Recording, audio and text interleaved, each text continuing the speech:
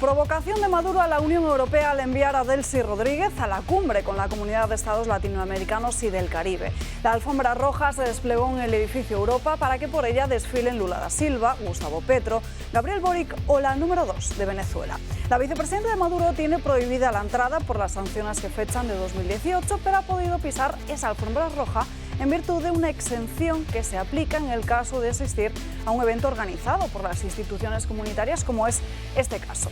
Tan sorprendente es ver a Delcy en territorio europeo, ejerciendo de anfitriona, como la calurosa bienvenida de Pedro Sánchez, un recibimiento con efusividad que trae a la memoria presente el Delcy Gate.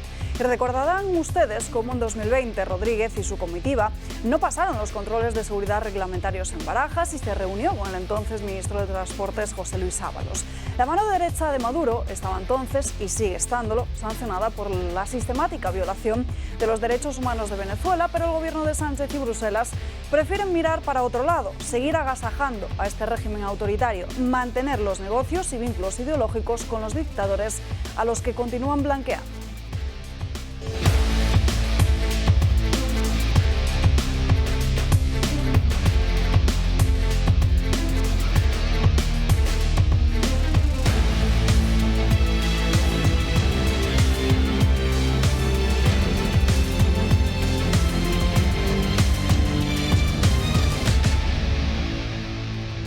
Comenzamos el miércoles aquí en Dando Caña con muchos asuntos encima de la mesa de los que hablar, sobre todo en esta campaña electoral que ya encara su recta final en apenas unas horas.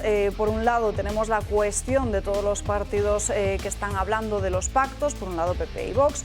Por el otro, también Partido Socialista, que confirma que gobernará si le dan los números con Sumar, y también un Alberto Núñez Feijóo que reniega del partido de Santiago Abascal e intenta aglutinar el voto, pidiendo incluso la confianza a los votantes de Podemos. Tendremos que hablar de ello, también de ese lío en el que se ha metido el de Génova 13 con el sistema de las pensiones, todas las cesiones a los partidos nacionalistas como Bildu y Esquerra, la soberanía de Marruecos sobre el Sáhara después del último posicionamiento de Israel, de la central nuclear de Garoña y muchos más asuntos, así que quédense con nosotros a lo largo de las próximas 2 horas. Saludamos a los invitados que nos acompañan hoy. Josep María Francas, muy buenos días. Muy buenos días, pues sí, estamos en una semana interesante, crucial, y que parece que para el PP no ha empezado del todo bien con el tema ayer de las pensiones. Yo ayer también me equivoqué porque me creí que lo que había dicho Feijóo era verdad, y claro, cuando oyes todo no es verdad. Porque no, el PP no subió siempre, aunque la palabra que usa no, me parece que no es importante la palabra, sino es importante lo que viene detrás de la palabra, cuando dice que lo social y PC, eso es lo que es mentira, ¿no? O es un error, o es como quieran llamarle. No entendí que hubiera mala fe, sí, pero eso es una disquisición mía, pero sí es verdad que eso ya se dijo en el debate, en el cara a cara, y ya después lo pusieron a caldo algunos medios, con lo cual no acaba de entender nadie cómo él mismo no se dio cuenta que había que matizar muy bien esto para no meter la pata. Hoy todo el mundo, incluso Carlos Alsina, ha alabado el comportamiento profesional de la periodista, y hay que reconocer que en este caso pues no tengo nada que discutir, o sea, que frente a un candidato que dice una cosa que sabes que es inexacta, pues lo rebatas, me parece muy bien. De hecho, lo tenían preparado y esperaban a que metiera la pata, pero eso es un tema distinto. Lo que pasa que, claro, y Carlos Alsina, por ejemplo, ponía el ejemplo suyo propio de lo de las mentiras de Sánchez, que todo el mundo de la izquierda le puso a caer de un burro cómo se atrevía a hacer una pregunta de ese estilo. Pues dice, pues me parece muy bien. O sea, ahí no hay nada que objetar, pero claro, hoy, por ejemplo, la UNO, los mismos, han entrevistado a Yolanda Díaz, supongo que lo ha seguido esto, que ha sido una entrevista muy interesante porque del tema de los... Yolanda Díaz tiene un punto, parece débil, si uno sabe economía y es periodista de política, que es el tema de los fijos discontinuos, o incluso de que las cifras del paro, sabemos que Eurostat, no sé exactamente qué euro, si euro Bruselat euro, no sé cuál, ha dicho que hay un error solamente sobre más de 1 millón de unos y más de 1 millón de otros. O sea, que hay un error amplio en el número de parados.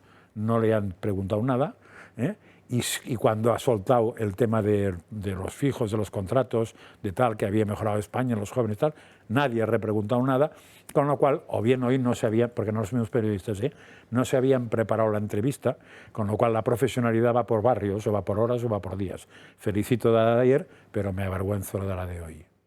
Juan Antonio de Castro, muy buenos días. ¿Qué tal? Buenos días. Sí, pues también, bueno, siguiendo todas las posibles estrategias de pactos electorales a falta de prácticamente 5 o 6 días para las elecciones, para la votación. Y bueno, viendo ahí que puede haber muchísimos cálculos, ¿no? Y que está evolucionando todo en cuestión, va a estar en un puño en el sentido de que, ya lo hablaremos, pero esas 15 provincias en las que se juega el Partido Socialista con Vox, 1 escaño, 2 escaños, 5 escaños, al final puede ser la clave para que el Partido Popular pueda gobernar, en el fondo, con el apoyo de Vox de una manera o de otra, ya sea absteniéndose o ya sea participando en un gobierno, ¿no? Entonces yo creo que eso es muy, muy delicado. Luego un poco asombrado también con la postura y la posición que ha tomado, y creo que lo vamos a comentar, de Israel respecto a la soberanía de Marruecos sobre el Sáhara. Aquí yo creo que la comunidad internacional y los países en particular, ¿no? Estados Unidos y otros, toman a Naciones Unidas según les conviene. O sea, cuando Naciones Unidas la utilizo, sí, es Agenda 2030, te la impongo. Y cuando me quiero saltar la resolución 690 de Naciones Unidas que da la autodeterminación al Sáhara, pues me la salto. Me llamo Estados Unidos, me llamo Israel y me llamo Marruecos. ¿Pero cuántas resoluciones sobre el conflicto de Oriente Medio se ha saltado Israel? No, todo. Sí, caben en todo. Una mano, en Claro. 2, en 20, en 50. Y estoy de acuerdo contigo, y como hemos hablado muchísimas veces de que realmente las resoluciones no se cumplen, que la Agenda 2030 no está basada en ningún tratado, que todo es cumplible e incumplible. Entonces, ¿por qué nos tomamos tan en serio, a fin de cuentas? Yo creo que los países se lo toman en serio en función de que son pequeñitos, con poca fuerza o muy fuertes. Y cuando eres poco fuerte aceptas todo lo que te dicen por las condiciones. Y cuando no. Por las condiciones. Poder. Porque si os acordáis, cuando aquí se dijo lo de que la Agenda 2030 era como un nuevo evangelio o los mandamientos, sí, aquí se dijo. Tal, y se afirmó que el Vaticano estaba a favor y que el Papa tal, no sé qué, y yo investigué un poquito y me costó muy poco llegar a la conclusión de que el Vaticano no había votado nunca porque no tiene embajador con derecho a voto en la ONU, con lo cual no vota. Claro. Y 2, las quejas del Vaticano eran varias. Y una de las que era que diríamos, había como una coacción de la ONU sobre si no aceptabas los puntos, no los grandes, que eran evidentes, sino las concreciones. O sea, claro, eso a Estados Unidos, en general, lo que la ONU le puede amenazar suele afectarle bastante poco. Más bien es al revés. El problema no tiene la ONU como le amenaza Estados Unidos, pero según qué países no. Porque si todas las ayudas que te van a venir por un sitio o por otro dependen de que bajes la testa, o pongas el trasero, depende cómo lo quieras ver, pues entonces uno baja la testa, pone el trasero, sobre todo si consigue que parte de las ayudas vayan a su bolsillo, que es lo que suele pasar en los países pobres también, para acabarlo de arreglar. Con lo cual, claro, el mandatario le va muy bien. ¿Qué hay que hacer? ¿Cortar la cabeza a 25? Sí, ¿qué me cuenta? Oiga, usted mande el dinero, esto es para mí y este eurito para ellos, ya está. Pero eso también puedes caer en el peligro que yo estoy viendo, y me parece que la mayor amenaza es que el secretario general, que está obligado a una neutralidad absoluta y a no prevaricar, en el fondo, el hecho de aceptar que Estados Unidos y Israel se vayan saltando las resoluciones sin hacer nada, porque debería convocar al Consejo de Seguridad, debería convocar a alguien para decir: usted no puede declarar Israel, no puede declarar que se salta la resolución como tal, incluido Sánchez. Usted no puede hacer esa carta, y si hace esa carta está yendo en contra de la resolución. Alguien se lo tiene que recordar en Naciones Unidas. Pero, claro, igual tiene que ser alguien que en el Consejo de Seguridad lo saque, porque yo supongo que el secretario general de la ONU, por muy profesional que sea, no debe estar enterándose de lo que está haciendo España, Israel, Kuwait, claro, pero tiene más fuerza Ghana del sur, Ghana del norte, y hambre tengo después. O sea que... Pero él tiene muchas camarillas con todos esos del Consejo. Y se va a meter en esos frollones. Seguiremos hablando de todo ello a lo largo de la mañana de hoy. Antes repasamos las últimas novedades en la actualidad política de cara a este domingo electoral, con esas elecciones generales del 23 de julio, porque, como saben, como suele ocurrir en todas las campañas electorales, los diferentes candidatos, los diferentes dirigentes políticos nos dejan algunas que otras intervenciones curiosas, otras que rozan el ridículo y algunas también muy sorprendentes. Es el caso del expresidente del Gobierno, de José Luis Rodríguez Zapatero, que participó en un mitin del Partido Socialista en San Sebastián y donde ha sorprendido o nos ha dejado a todos patidifusos al ponerse a reflexionar sobre el infinito y el universo. El infinito es el infinito. El universo es infinito, muy probablemente. No cabe en nuestra cabeza imaginarnos cómo es el infinito. Pues bien, pertenecemos a un planeta, la Tierra, y a una especie que es absolutamente excepcional, que no la hay en ningún sitio del universo, que no podemos imaginar, ni las distancias, que no podemos advertir. Somos el único sitio del universo, seguramente del todo, si es que podemos concebir el todo, donde se puede leer un libro y donde se puede amar. En el universo, en lo infinito, un planeta que no se ve si uno se va un poco de distancia. Ese planeta, que es asombroso, un planeta que ha logrado un sistema en el que la vida emerge y se mantiene con un equilibrio impresionante que asombra, que ha traído las mejores mentes de la historia de la humanidad para entenderlo.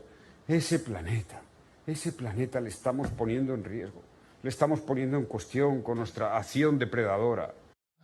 Bueno, el vídeo continúa, ¿eh? Aquí solo les hemos mostrado 1 minuto y medio, pero son más los segundos que prosigue Zapatero con esta reflexión ante muchos de esos militantes que intentan guardar la compostura y otros que se ponen a aplaudir. No sabemos si por salvar esa reflexión, ante la que muchos en las redes sociales sobre todo se preguntan si se había tomado algo extraño para ponerse a divagar de esta forma en un mitin. Hombre, probablemente es de las cosas más sensatas que habrá dicho durante los últimos 20 años, pero porque no ha dicho ninguna tontería. O sea, luego dice más tonterías. Me parece muy bien. De hecho, no sé si queriendo o sin querer, está haciendo apología de las vías de la existencia de Dios de Santo Tomás, ¿no? De la maravilla del universo, que es lo que a muchos intelectuales no les lleva a pensar en la ecología, sino justamente les lleva a pensar que toda esa perfección y toda esa complicación y tal, o tiene alguien detrás, o es imposible que exista por azar y casualidad, con lo cual es una de las vías de la existencia de Dios de Santo Tomás. Le felicito, pero la conclusión que llega es, abriendo el espacio al infinito, al final lo concreta en lo finito. En general la gente, cuando abre el espacio en lo infinito, se queda en el infinito y busca eso, el infinito que ha creado, pero bueno, tiene una deriva final rara. Yo creo que eres demasiado bueno con él, porque a mí me parece... sacarlo positivo. A ver, no es tanto lo que dice, sino cómo lo dice y dónde lo dice y a qué viene. El sitio no parece el ideal. No, parece un lunático y luego da la sensación que ha hecho una experiencia de ayahuasca o alguna cosa de esas con los indígenas de la Amazonía y ha venido directamente en avión aquí para hablarnos, pero realmente ya había pasado, ¿no? Con otros dirigentes socialistas que nos hablaron de que el sol venía cuando Obama salía y el universo cambiaba y que las dos fuerzas... Esa fue una chica, ¿no? Sí, una chica que estaba en el gobierno. Coincidían Obama y Zapatero, Obama y Zapatero eran como Leire Pajín o Pajín Leire. Dos planetas, sí. O la otra. Era Leire Pajín, me parece que era. Sí, que coincidían dos. Sí, que había dos planetas de Obama y estaba. Pero así como aquello era una gilipollez integral, o sea, que decir aquello tiene que avergonzar a cualquiera, esto si lo piensa un tío solo en según qué ámbito, pues dices, hombre, un tío que se está planteando preguntas, las preguntas que la humanidad se ha planteado desde hace siglos.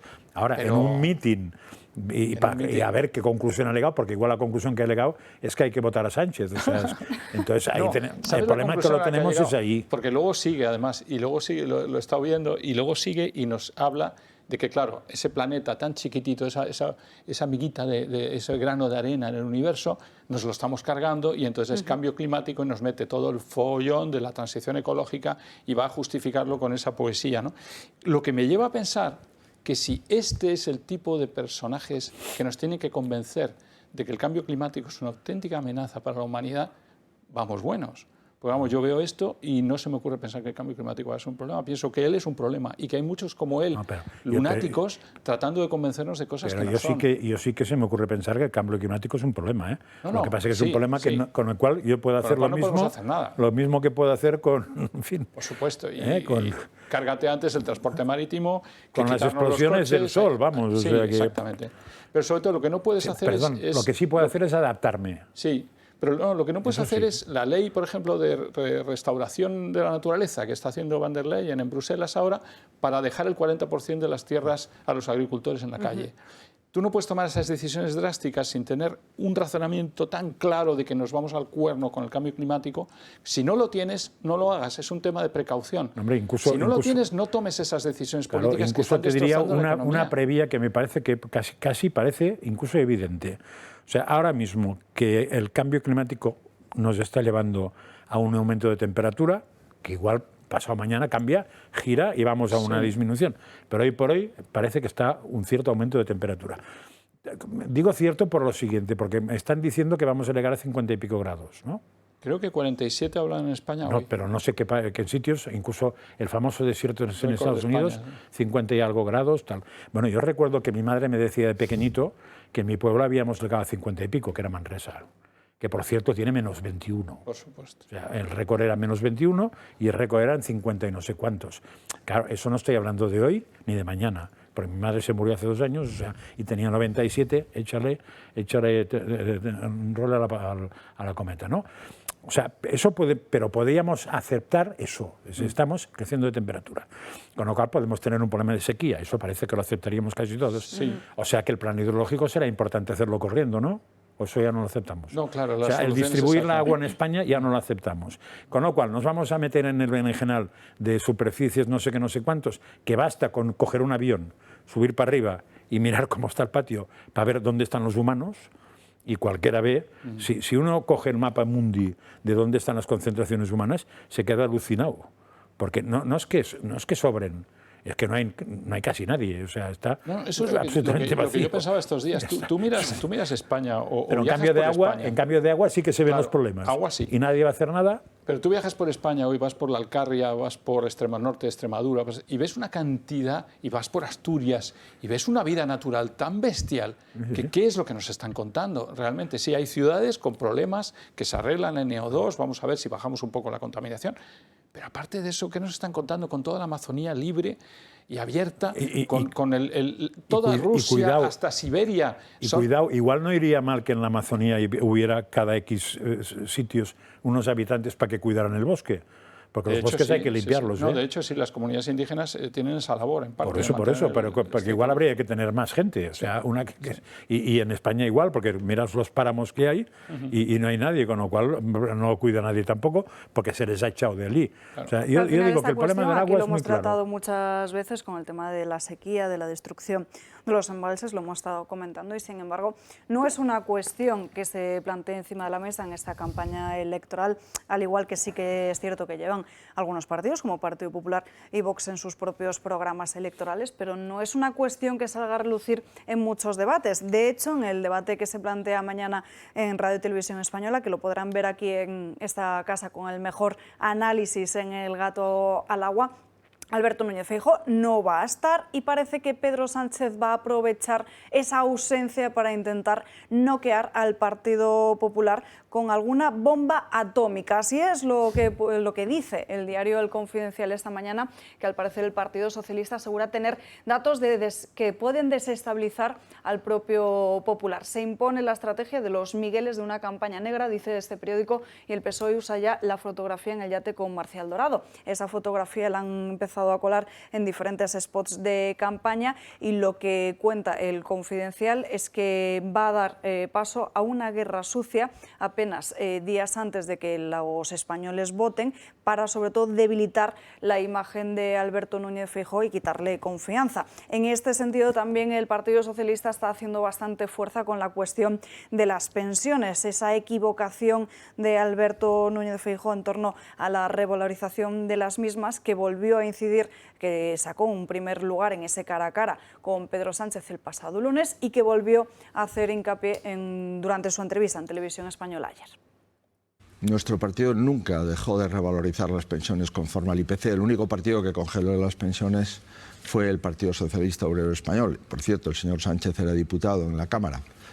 Por tanto, siempre lo hemos hecho. Y yo en el Senado... No es correcto, señor Feijóo. Es absolutamente correcto. No lo hicieron ni en 2012, ni en 2013, ni en el año 2016. Yo no sé de dónde saca usted eso. Pero si es que este señor Feijóo no le dice la verdad ni al médico. A ver,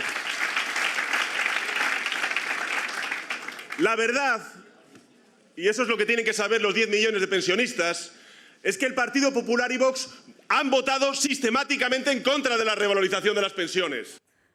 Pedro Sánchez y Yolanda Díaz, diferentes también medios de comunicación afines a la izquierda, están aprovechando esa equivocación de Alberto Núñez Feijóo para hacer campaña y señalan esa mentira del dirigente popular mientras se olvidan también de las propias. Esta mañana el dirigente del PP ha concedido una entrevista en Espejo Público a Antena 3 donde ha intentado explicar y ha asegurado que su inexactitud fue que esas pensiones no se revalorizaron, algunas en torno al IPC. La inexactitud que cometí fue que hubo años en los que no se actualizaron conforme a IPC, sin embargo hubo otros en los que se actualizaron por encima del IPC, sobre todo cuando el IPC era negativo. Eso es todo. Hubo un partido que congeló las pensiones y hubo otro que nunca congeló las pensiones. La inexactitud, insisto, la he aceptado de forma inmediata porque no me gusta que en la política española se instale la mentira y que los responsables políticos, cuando decimos una inexactitud, tenemos que rectificar. Bueno, lo cierto y verdad es que al final Feijóo le ha dado algún argumento a Sánchez y también al resto de la izquierda, con Yolanda Díaz también a la cabeza, para intentar buscar algo y también quitar esa imagen de persona honrada y sincera como pretende mostrarse el Popular ante los votantes. Total, a mí lo que me asombra es estos periodistas de estas cadenas que han estado apoyando continuamente a este gobierno, que de repente surge una periodista, es periodista ella, ¿no? Es la periodista que la entrevista, surge una periodista que ataca directamente.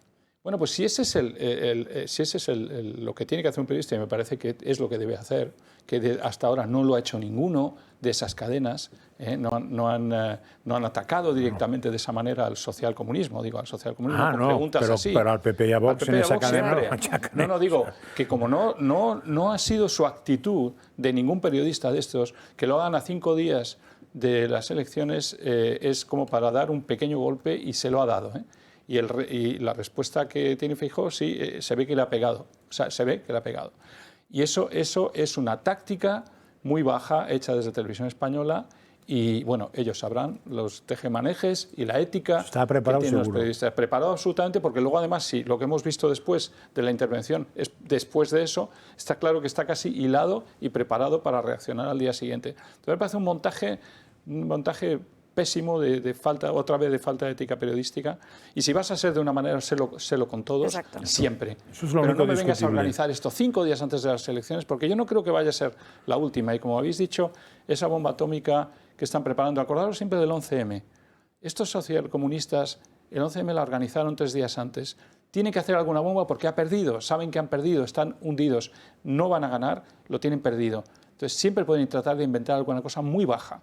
Entonces, preparémonos, no sé qué tipo de bomba atómica, será una tontería a lo mejor, pero son capaces de cualquier bajeza. Sí, pero a ver, decir, ahí el ser pardillo es muy peligroso. Sí. Y entonces y hay que diseñar las cosas. Claro, si todo el follón de las pensiones empieza con una mentira de un tal Pedro Sánchez. Porque en el cara a cara le dice, usted congeló las pensiones, y el otro dice, no. Ese no es suficiente porque además él votó. También es verdad que el tema, las cosas no vienen de ahora. Yo he estado diciendo bastantes veces aquí que en el tiempo que ha gobernado Pedro Sánchez y que dura este programa, muy pocas veces he visto que nadie le echara en cara al PSOE eso, cuando aquí decíamos que eso había sido así. Exacto. O sea que, con lo cual, claro, si no te enteras nunca de nada y siempre vas chupándote los deditos, pues con el chupa-chup, pues pasa lo que pasa. Entonces, ahora pasa eso. La primera mentira es esta y ahora vamos a entretenernos con la respuesta que es un error de bulto o una mentira de bulto, como quieras. Pero, coño, dedicarle un poco a la primera. Por cierto, la tal Yolanda, cuando ha arremetido contra eso, también ha mentido, parece ser, porque ha dicho algo así como que el PP nunca había subido las pensiones por encima del IPC y resulta que sí que las había subido por encima del IPC. Con lo cual, ¿a qué coño espera el entorno Feijóo? Si lo quieren hacer, porque es su problema. Exacto. Hacer un vídeo con 3 cositas o 4 y tal, es que, o a dar difusión al vídeo que dijimos aquí ayer que han hecho los economistas para ver, no es que Sánchez mienta, no, es que la nariz de Sánchez, de Yolanda Díaz, de Nadia Calviño. Y esto no cabe en un plató. Si pones las tres, da la vuelta. No caben en un plató. Entonces, coño, ¿esperáis algo o que os den bofetadas? O sea, yo es que con los perdidos a veces, decía mi abuelita, que con los tontos ni a misa, que se vuelven para el coro, ¿sabes?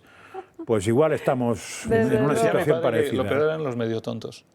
Que me decía mi padre que lo operaron los medio tontos, no los que parecen total. En fin, nos tenemos que ir a la primera pausa de publicidad. A la vuelta, por supuesto, seguiremos hablando de este 23 de julio, de lo que nos jugamos, de cómo se están posicionando los diferentes candidatos a la presidencia del Gobierno y también, muy importante, del voto por correo, porque quedan apenas 24 horas para que todos podamos votar, depositar esa papeleta a través de la vía postal, porque, como saben, el jueves es el último día y sigue habiendo bastante lío porque hay mucha gente que todavía no ha recibido la documentación en sus casas, a pesar de todos los datos que ya sí ha ofrecido Correo. Se lo contaremos a la vuelta. Redenger es el único producto anticaída a nivel mundial con un estudio médico independiente que asegura que funciona en el 100% de los casos, da igual que seas hombre o mujer.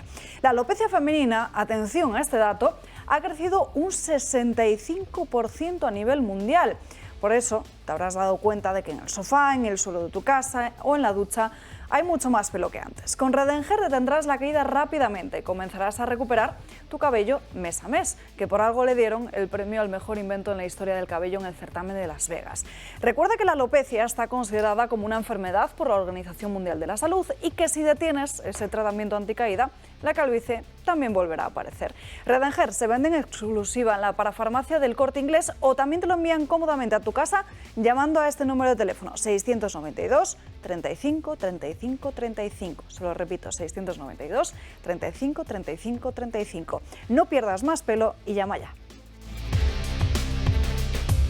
Ya estamos de vuelta en Dando Caña, 12:30 del mediodía, y vamos a centrar ahora la lupa de Marien Vallejo en el voto por correo, porque este jueves es el último día, que antes he dicho que era mañana, no, este jueves es el último día para poder depositar esa papeleta a través de la vía postal. Pero hay datos que no nos terminan de cuadrar y sobre todo a los ciudadanos, muchos de ellos que todavía no les ha llegado esa documentación. Marien, buenas tardes. Buenas tardes, Salve. Efectivamente, el 20 de julio es importante que todos sepan bien esta fecha, sobre todo aquellos que votan por correo, porque es el último día para depositar el sobre con la papeleta electoral en la oficina. Sin embargo, está habiendo bastante polémica porque muchos españoles se quejan de que no han recibido todavía la documentación con las papeletas dependiendo del censo electoral al que pertenezcan.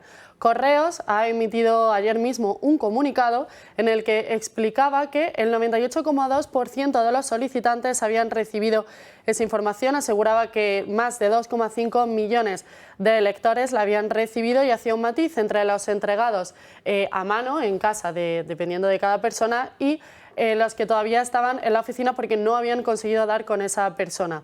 Sin embargo, al hacer las cuentas nos podíamos dar cuenta de que efectivamente, si hacíamos esas cuentas, no resultaba, o sea, daba cero a las personas que todavía no habían recibido la documentación, que es de lo que muchos españoles se quejan. Por eso nosotros hemos querido como desglosar.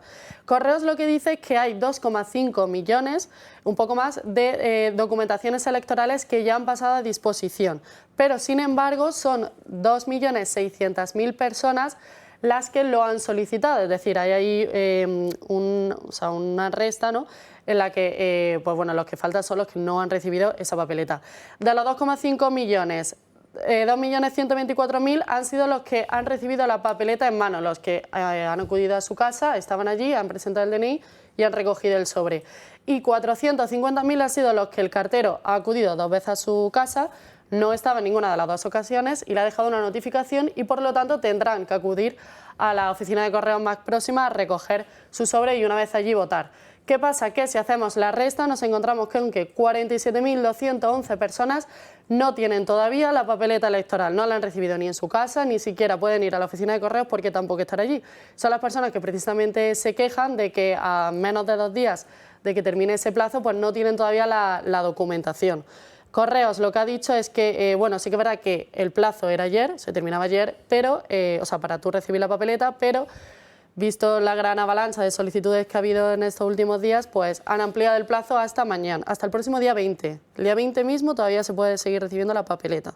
Justamente es el día en el que, el último en el que se puede votar por correo.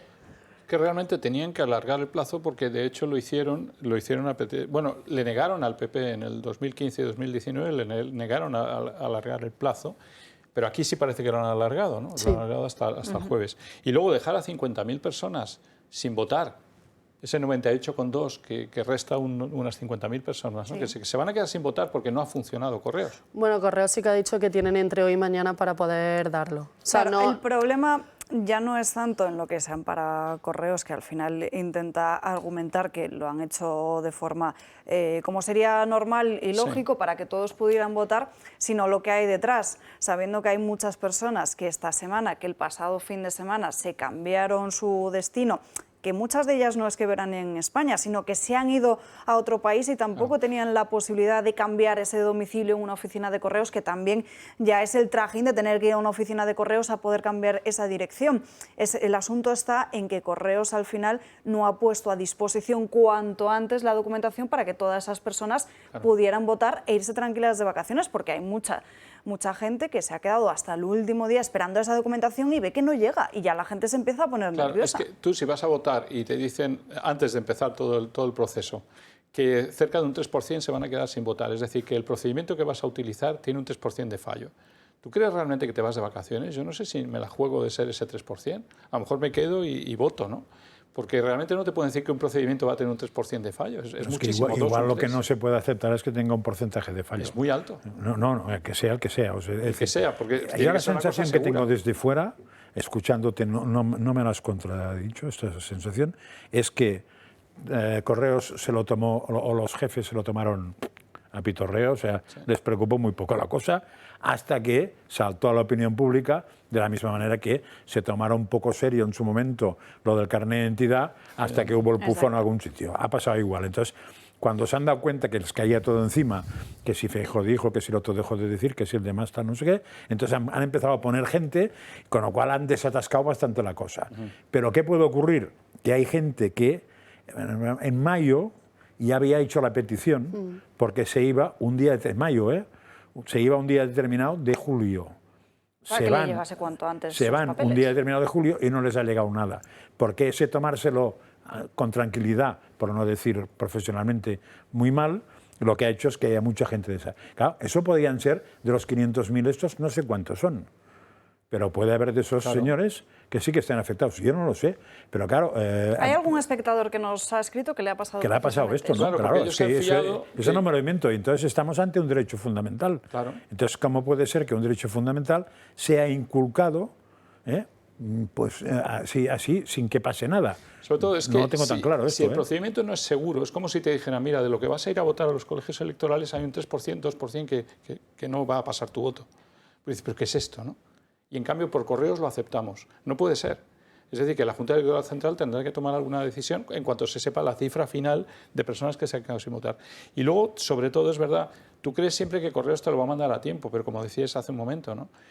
Tú has calculado tus vacaciones el día 12 y te creías que por Correos te iba a llegar el 9, pues no, te llega el 14 y, vamos, estoy dando cifras cualquiera, pero te llega luego una cifra que no es, o sea que es muy difícil calcular con un Correos que no sabe si va a cumplir exactamente el plazo y tal. O sea que claro, yo creo porque que al mucha principio gente fueron súper lentos. Muy lentos. Como no Ese incrementaron es el problema, plantillas porque y tal... si tú al final, desde el día que sale la convocatoria de carácter urgente de las elecciones, que ya se podía pedir desde ese mismo día el voto por correo, ¿por qué no se empezó a gestionar mucho antes? Porque aquí conocemos varios casos de personas que lo pidieron ese mismo día y que todavía no les ha llegado. ¿Y cuándo era ese mismo día? ¿Qué mes El era? día 30. El 29, que fue cuando se anunció. El día 30. El día 30 salió en el BOE. De mayo. De mayo, 30 de o sea, mayo. se pidió, hay gente que lo pidió en mayo Que estamos a 18 de y que julio. se ha ido Y sin que se querer ha ido sin legado. poder. Claro, no se ha ido hoy, ni se va a ir pasado mañana, se han ido hace una semana, pero se han ido, que coño, una carta normal, la gente que está acostumbrada a correos sabe que hay cosas que llegan súper rápidos y de vez en cuando hay una cosa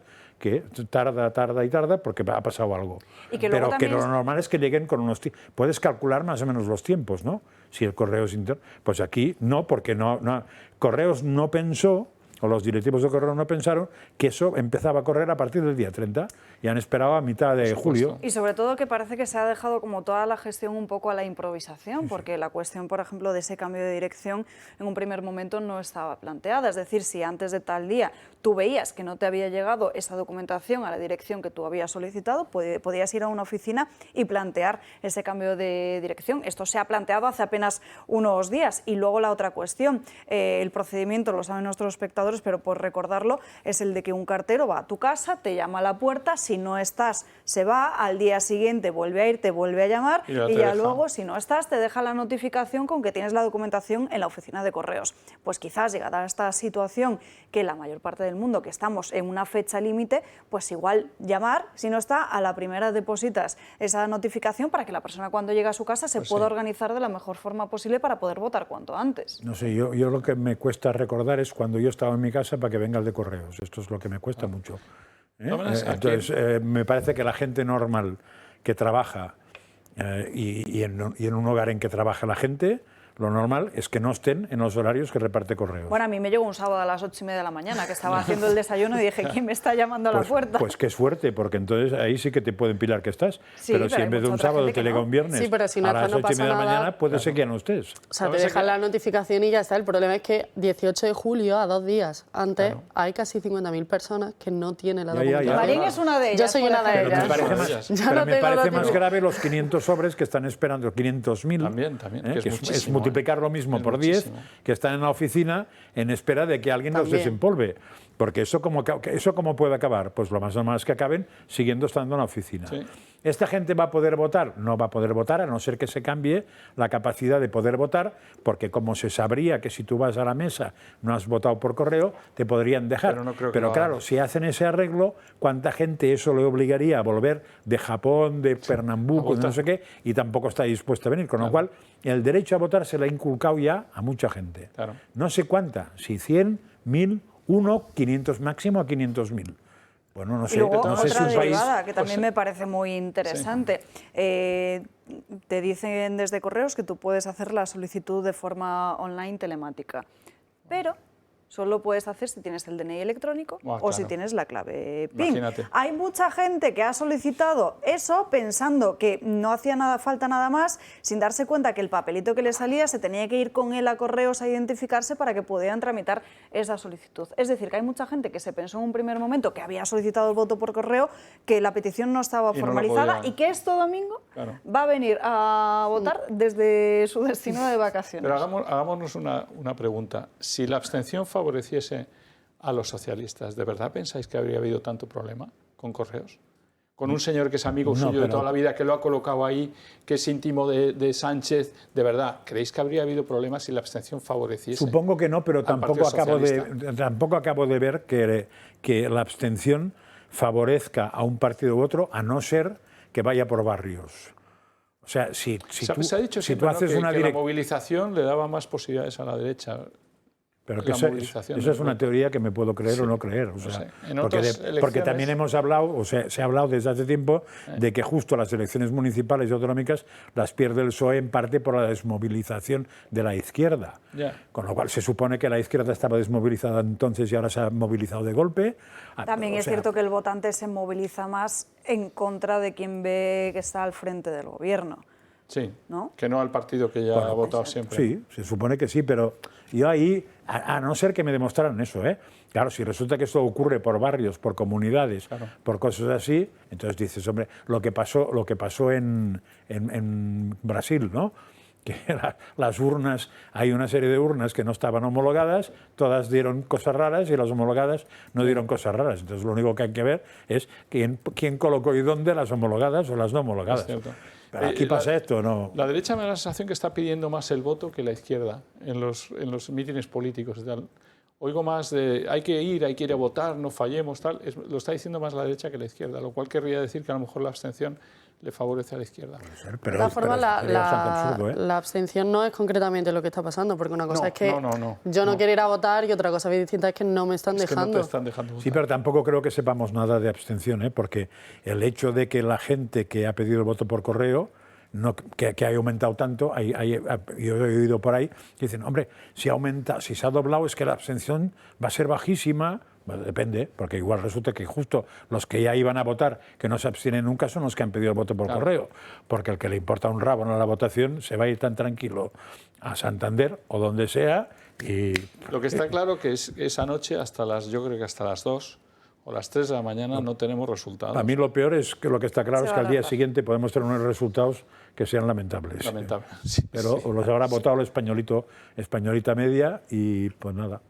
Hay mucha gente sorprendida con esto que hemos estado comentando en estos últimos días, de que precisamente va a ser una noche electoral bastante larga. Esto porque lo tengan claro nuestros espectadores, porque también hay mucho miedo a lo que pasó en los anteriores comicios, que la página web del Ministerio de Interior, que es la que se cayó y se bloqueó, daba error, que hubo algo raro. Lo que va a pasar en estas elecciones, que al final, ante tanta avalancha de solicitud de voto por correo, una vez se cierren las mesas electorales, que va a ser a las 8 en punto de la tarde, después las personas que estén conformando esa mesa electoral van a tener que ir metiendo uno a uno todos esos votos que han sido depositados por la vía postal, lo que va a retrasar mucho más ese conteo y que nos va a llegar antes de algunos colegios electorales o de algunas zonas que en otras ocasiones no había sido así. En fin, Marién Vallejo, gracias por la lupa, esperamos que te llegue el voto cuanto antes, y si no, desde aquí seguiremos dando caña para todos aquellos que no han podido ejercer un derecho tan fundamental. No me ha llegado la famosa tarjetita para ir a votar. La tarjeta censal. Eso no pasa nada, ¿no? No, eso vas a tu colegio. A veces se les olvida. A veces. Sí que es cierto que pero este año han sido súper rápidos. En la primera semana ya todo el mundo tenía esa tarjeta censal, pero sí que es cierto que si al final uno no la ha recibido, puede ir a su colegio electoral de toda la vida, miran el papel. Claro, el problema es asegurarse dónde está tu mesa de toda la vida. Porque eso sí que cambia, ¿eh? Porque siempre lo he recibido. Sí, pero eso sí que cambia. Ha cambiado bastante por el tema de la temperatura. O sea, hay ayuntamientos que han cambiado mucho las ubicaciones porque los colegios no están preparados y entonces eso es importante enterarse de dónde iba yo, si sigue siendo donde tengo que ir. Lo que raro es que recibas... O ir pronto por si tienes que dar vueltas por todo el barrio. ¿eh? Es raro que recibas todos los años y este año no. Sí, es muy raro. Oye, y hablando de las papeletas, antes de despedirnos, Marién, creo que hay polémica con algunas, ¿no? Sí, porque es que aparte del voto por correo, si te llega, si no te llegan, en algunos sitios parece que hay una especie de trampa, porque ha empezado a circular una circular del Ministerio de Asuntos Exteriores a la que ha tenido acceso el medio Voz Populi, en la que se ha ido distribuyendo ayer lunes a las diferentes embajadas de todo el mundo que están gestionando el voto de los españoles que residen en el extranjero. Y es que han señalado una errata en justamente las papeletas de Guadalajara, porque las papeletas que se le envían a los votantes, parece ser que hay un partido duplicado, que es justamente la papeleta del PSOE, viene 2 veces, y hay la de un partido que no aparece, que es la del Partido Popular, con lo cual los electores de Guadalajara se encuentran con 2 papeletas del PSOE, el resto de partidos, y no se encuentra con ninguna del PP. Entonces, Exteriores lo que ha dicho es que estén atentos, sobre todo, no solo a las embajadas, sino también pues, los propios votantes a la hora de entregar esa papeleta. Y sobre todo, también a mí un poco lo que me extraña es que no saben si puede ser solo un error del propio censo de Guadalajara o se puede tratar también de un error generalizado. Pero es en las embajadas, fuera de sí, España. Del voto extranjero. Si tú estás fuera de España y recibes un sobre y no está la papeleta del PP, ¿qué puedes hacer? Tienes que ir a la embajada y buscar una papeleta del PP. Y reclamar que te la vuelvan a enviar. Pero eso ha pasado también aquí en España, ¿eh? Suponemos que ante la avalancha de gestión, pues habrá, cuando se gestionó todos los papeles que tienen que ir dentro de ese sobre marrón, había muchos electores que el fin de semana fueron a votar y se encontraron con que no había papeletas. Simplemente Correos lo que hizo fue llamar a la Junta Electoral para que archivaran todo y ya está, pero claro, al final es un poco problemático. Se le llaman chapuzas a esto como mínimo, ¿no? Sí. Hay que tener mil ojos, vamos, para las elecciones. Vísteme despacio que tengo prisa aquí. Marién Vallejo, gracias por la lupa. Seguimos muy pendientes de ese voto por correo y ya te digo, esperamos que en las próximas horas puedas recibir toda esa documentación. Vamos con el tema de los pactos, porque desde hace apenas unos días Génova 13 ha vuelto a intentar colocar en el centro del debate, a intentar acercar a la opinión pública ese fantasma del voto útil. Ayer ya les mostramos en esta casa, un trabajo en el que veíamos como hay 15 provincias en España donde el tercer escaño se juega directamente entre Vox y el Partido Socialista, con lo cual esa pantomima del voto útil que intentan ventilar no se corresponde. Santiago Abascal esta mañana se ha vuelto a referir a esos pactos tras ser preguntado. Ha dicho que su partido no es en ningún momento el coche escoba de los populares, sobre todo después de que hayamos escuchado a Alberto Núñez Feijóo dirigirse directamente a los votantes de Podemos, pedirles su voto para que los de Santiago Abascal no estuvieran en un futuro gobierno. Vox surge ante un PP entregado al izquierdismo y al globalismo y que tiende la mano en muchas ocasiones a los partidos separatistas. Y Vox, por lo tanto, no es el coche escoba del Partido Popular. Vox es una fuerza autónoma, es una fuerza política independiente, es una fuerza política que quiere representar a todos los españoles, independientemente del lugar de origen, independientemente de su sexo, del color de la piel o de la orientación sexual. Es una fuerza política con un programa muy definido, que no pide la confianza para luego regalarle los votos a otros señores.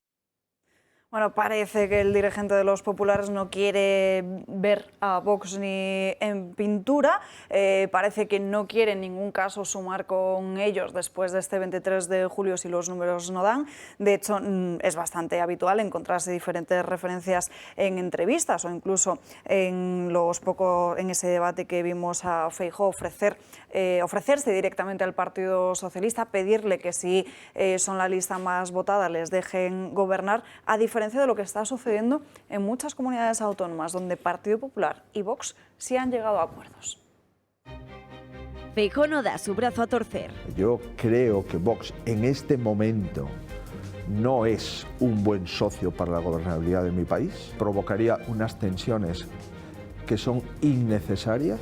Insiste en obtener una mayoría suficiente que le permita un gobierno sin ataduras. Busco la gran mayoría, pero no para practicar una política autoritaria, sino de acuerdos. Busco también la gran mayoría para sustituir las coaliciones de partidos por los pactos de Estado. En la recta final de la campaña, cada llamamiento al voto útil cuenta para el candidato popular. Un deseo lograr apoyos a derecha e izquierda del espectro político que ha llevado al PP a desplegar una gran lona en el Paseo de la Castellana de Madrid que incluye los colores corporativos de cada partido, también de Podemos y Ciudadanos, formación que no concurre a las elecciones, apelando precisamente a esa unidad que les lleve a concentrar el voto en el PP. Las encuestas son tozudas y ninguna vaticina que Feijóo en caso de gobernar pudiera hacerlo en solitario. Es por eso que haya sorprendido tanto su reacción en el último fin de semana de mítines en esta campaña, y más aún cuando es Vox un partido del que se han valido los populares en Castilla y León y recientemente en Extremadura y en la Comunidad Valenciana, y formando en todos estos casos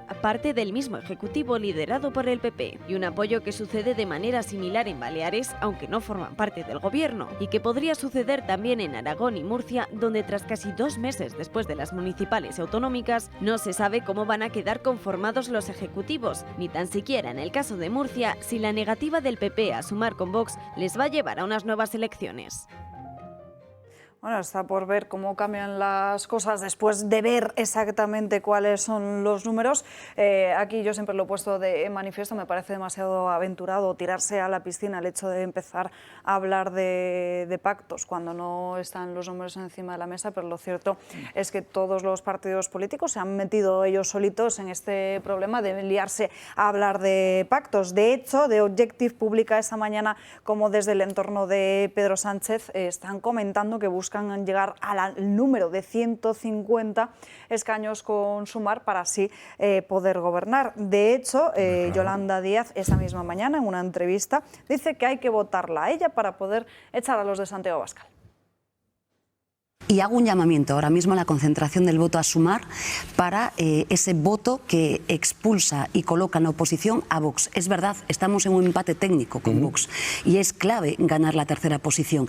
Bueno, el Partido Popular metió a los ultras en los gobiernos que gobiernan contra las mujeres, contra las personas LGTBI, pero gobiernan contra los trabajadores y los empresarios. Fíjense lo que han hecho en Castilla y León, que han suprimido el servicio de mediación y el diálogo social. Por tanto, pido el voto para Sumar, para colocar a Vox y al señor Abascal en la oposición. Bueno, este es el discurso oficial que se ha instalado en los últimos días desde Sumar, pero también en Ferraz, y desde el equipo de gobierno de Pedro Sánchez. Félix Bolaños ha sido bastante contundente esta mañana con Carlos Alsina, diciendo que única y exclusivamente piensan gobernar con los de Yolanda Díaz. Pero si Bildu pone, por ejemplo, como precio para apoyar la investidura tener un ministro de Bildu, ¿eso qué le dice? Gobernaremos con Sumar y gobernaremos con Yolanda Díaz, no con ninguna otra fuerza.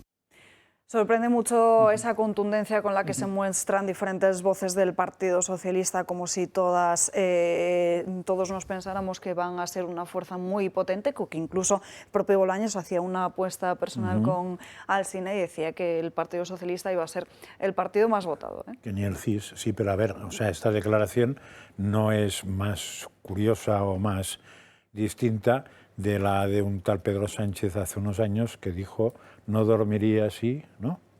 Entonces, quiero decir que lo que digan esos señores, me importa un rábano, van a hacer lo que haya que hacer. Creo que nadie en España duda que van a hacer lo que haya que hacer. Y me parece que en el caso del PP le va a pasar parecido también. Lo que pasa es que no puede hacer, o sea, así como estos pueden hacer muchas cosas, el PP puede hacer muy pocas. Y esa es la diferencia. De todos modos, a ver, hay declaraciones de Feijóo en que es más prudente que otras que es más imprudente. Por ejemplo, cuando dice que gobernar con otros crear tensiones innecesarias, es evidente que gobernar corto crea tensiones innecesarias. Si gobiernas solo no tienes esas tensiones, eso es evidente. Si gobiernas solo es un ordeno y mando, porque el presidente de gobierno nombra a los ministros y los desnombra, o sea, los destituye. Si gobiernas con otro tienes un pequeño problema. Pero claro, ¿serán necesarios? Pues depende, claro. Si las tensiones son necesarias, te tragas las tensiones. Si son innecesarias, no te las tragas. ¿Cuál es el problema que puede ocurrir aquí? Pues que tenemos un síndrome que se llama síndrome Extremadura. Entonces Feijóo podía ser la segunda presidenta de Extremadura en cuanto que todas las declaraciones que hiciera que fueran un poco pasada, como hizo la de Extremadura, se las ha tenido que tragar. ¿Eso tiene un precio? Hombre, yo creo que tiene el precio de que los ciudadanos saben que la señora de Extremadura, pues por el cargo, hace lo que le dé, lo que toca hacer. Con lo cual, pues nada, ella sabrá si quiere pasar a la historia o ser valorada como la que por un sillón hace lo que sea. Pues o sea, que eres bastante optimista. Feijóo le puede ocurrir igual. Claro, eres bastante optimista de que en el fondo ¿piensas que el PP al final va a ceder y va a gobernar con Vox? ¿Y no va a quedar más remedio? No. A ver, sí. Vamos a hacerlo. Es como más o menos lo sí, bueno, por un asunto muy simple. Alguien se imagina, yo es que ayer esta discusión la tuve con expertos en el tema. ¿Alguien se imagina que el PP, por no pactar con Vox, deja gobernar a Sánchez? ¿Eso es imaginable? Pregunto. No. ¿Dejar gobernar a Sánchez? No. Claro, creo que no. Es que no hay otra opción. Pero lo mismo que ha pasado en Extremadura. Antes elecciones o lo que sea. Claro, sí. Entonces, ahora, vamos a suponer que hace eso, que el PP dice no. O sea, que Feijóo es tan así, en Cataluña diría tan cabut, o sea, que no baja del burro, y dice no, gobernar a Sánchez porque yo con Vox no voy ni a la esquina. Bueno, ¿cuánto dura el PP después? Nada.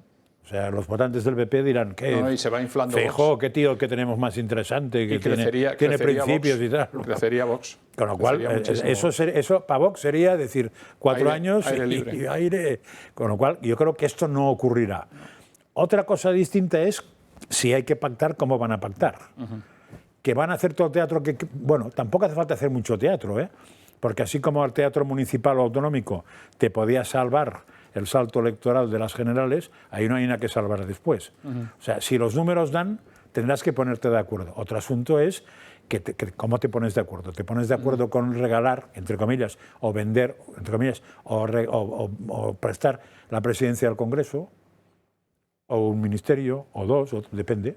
Claro, si Vox lo que tiene es casi nada para ofrecer, tampoco puede pedir casi nada. O sea, todo eso, pero yo no acabaría, creo que no entendería nadie que el PP hiciera eso. Y con la campaña que han hecho, tampoco entendería nadie que el PP se lanzara a los brazos de Vox para gobernar.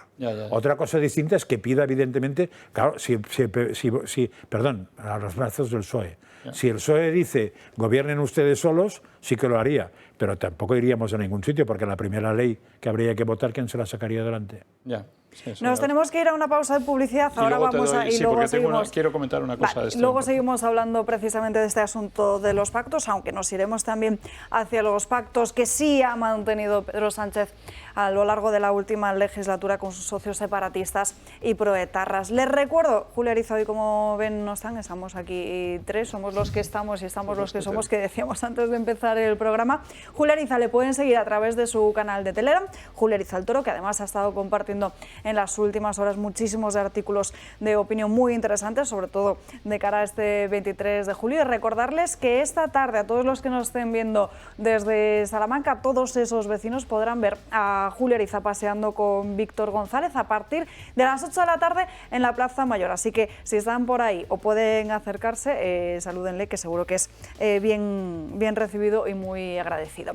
Pausa para la publicidad, pero antes, El Paraíso está en Fuerteventura. Bahía Azul Resort, villas privadas con los servicios del mejor hotel. Cada villa dispone de alrededor de 300 metros cuadrados con salón, cocina, 3 habitaciones, piscina, solarium, barbacoa, jacuzzi y todo lo necesario para ser feliz. Villas totalmente privadas, con instalaciones y servicios de un gran hotel. En un lugar además envidiable, a un paseo de Corralejo, de sus dunas, de sus playas interminables, de unas olas deseadas por todos los surfistas. Todos los socios del Club de Amigos podrán beneficiarse de las ventajas del Club de Miembros de Bahía Azul a través del código que aparece en pantalla. Reserve ya en este número de teléfono. Apunten 828-903-287 o a través de la página web que están viendo también en sus pantallas, bahiaazul.com, y disfruten de unas vacaciones inolvidables. Ya estamos de vuelta en Dando Caña, 1 en punto de la tarde, 12 en Canarias. Luego volveremos a hablar, como les decía antes de irnos a esta pequeña pausa de publicidad, de los distintos pactos que hay a derecha y también a izquierda, con todas las cesiones que ha ido cometiendo el dirigente socialista en los últimos años. Pero antes, Crónicas de Manicomio de Gabriel Serrano. Gaby, muy buenas tardes, ¿qué nos traes hoy? Muy buenas tardes, Alba. Estamos viendo cómo día a día los ideólogos, por llamarlos de algún modo, de la cultura woke están intentando implementar sus pensamientos y metérselo en la cabeza a los más jóvenes. Y esto ocurre mucho en Estados Unidos, y Ron DeSantis, gobernador de Florida, está intentando atacar y censurarlos, por decirlo de algún modo, porque se ha visto que en colegios del Estado hay libros aptos, según dicen ellos, para niños de 10 años, como hombres con hombres, mujeres con mujeres, mantienen relaciones sexuales. Incluso se puede ver como en plataformas de vídeo, series infantiles, supuestamente. Por ejemplo, hay un personaje de un hipopótamo que se considera a sí mismo no binario. Entonces están como atacando a una de las bases de la sociedad, que es los más jóvenes. Y justo ayer también el expresidente de Estados Unidos, Barack Obama, emitió una carta denunciando esta censura y esta persecución, como dice él, a autores de color, indígenas o autores que son del movimiento LGTBI. Y también dice que es importante que los jóvenes de todas las clases sociales se vean representados en las páginas de los libros. Claro, yo no pienso que Barack Obama, cuando estudió, tenía este tipo de libros, pero como está un poco en la línea de esta cultura woke, y justo después de este comunicado, su hermano, medio hermano, Malik Obama, puso un tuit que posteriormente borró, diciendo que definitivamente Obama es gay. Entonces estamos viendo, Alba, cómo día a día esta cultura, esta ideologización, sobre todo que van contra los menores, que son el futuro, nos quieren un poco, es como una Thermomix, un batiburrillo de todas las ideas, lo ponen en una Thermomix y a ver qué sale, ¿no? Es que me gustaría que volviéramos a poner otra vez esas imágenes precisamente que nos estaba comentando Gaby, de esos libros de texto, de contenido para menores. Quiero puntualizar sobre todo y hacer especial hincapié en esto, que evidentemente hemos difuminado por, como se pueden ustedes imaginar, pero no sé cómo veis que estas imágenes... Ellos mismos ponen que están recomendadas para niños de 10 años, apto para niños de 9 y 10 años. Y eso está en las clases. Eso al final ha cogido ahora más relevancia en las últimas horas debido a ese comentario del hermano de Obama llamándole gay, pero lo cierto... No entiendo esa batalla del hermano de Obama con Obama, que viene esto. A raíz de esto, retrocedemos, ¿vale? Gaby acaba de contarnos cómo Obama censura... Que he seguido la cosa, ¿eh? No es que estuviera por uvas, sino que digo, ¿y qué pinta todo eso que el hermano de Obama le diga a Obama que es gay? Dice que es gay porque quiere que se vea este contenido en las aulas. ¿qué tendrá que ver ser gay con que me ha desconcertado? Habría esto. que preguntarle al hermano de Obama, pero no tenemos ese contacto. Yo creo que aquí tenemos un problema, pero tenemos un problema que no vamos a resolver. Y me explicaré. En el momento que cualquier comportamiento que pueda tener un hombre o una mujer tienen la misma valoración moral, o si queréis, quitemos lo moral, social, entonces, pues barra libre, anchas Castilla, y la única manera que tienes de oponerte a eso es decir, hombre, vamos a plantear dos cosas. Una, la edad de niños, niñas y lo que se eche, de maduración y de formación, eso es una cosa, y la otra cosa es que pueden tener que ver todo lo que ocurre, pero en la proporción de lo que ocurre. No exageremos la proporción de lo que ocurre. Pero claro, estos dos argumentos y una castaña es lo mismo. O sea, aquí el problema es que hay una cosa que se llama ley natural. Que el que se la cree, y el que no se la cree, no se la cree. Y con la ley natural hay que proceder de unas determinadas maneras y hay comportamientos buenos, malos, mejores, peores. Pero si todo es igual, si es todo relativo, bueno, barra libre. O sea, ¿para qué distinguiremos un colegio de una casa de citas? Si en un sitio se aprende una cosa y en otro se aprende otra. Y podemos decir que es tan importante una cosa como con otra.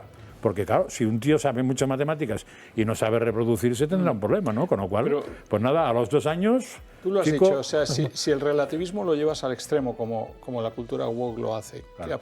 Todo es absolutamente relativo, extremo sin el extremo, y todo vale tanto una cosa que otra. Entonces, bueno, con que lo aceptes, de todas maneras, y hay todavía barreras y límites que todavía parece que no se atreven, pero casi están a punto de romper, como el de la pederastia. El de la pederastia, que en el fondo es una actuación de hombre o mujer con otro actor pequeño. De momento da un poco de reparo. Da un poquito de reparo porque es penal, porque además está culpado, está en el Código Penal, es penado. Y no se atreven, pero van detrás de ello, van detrás de ello.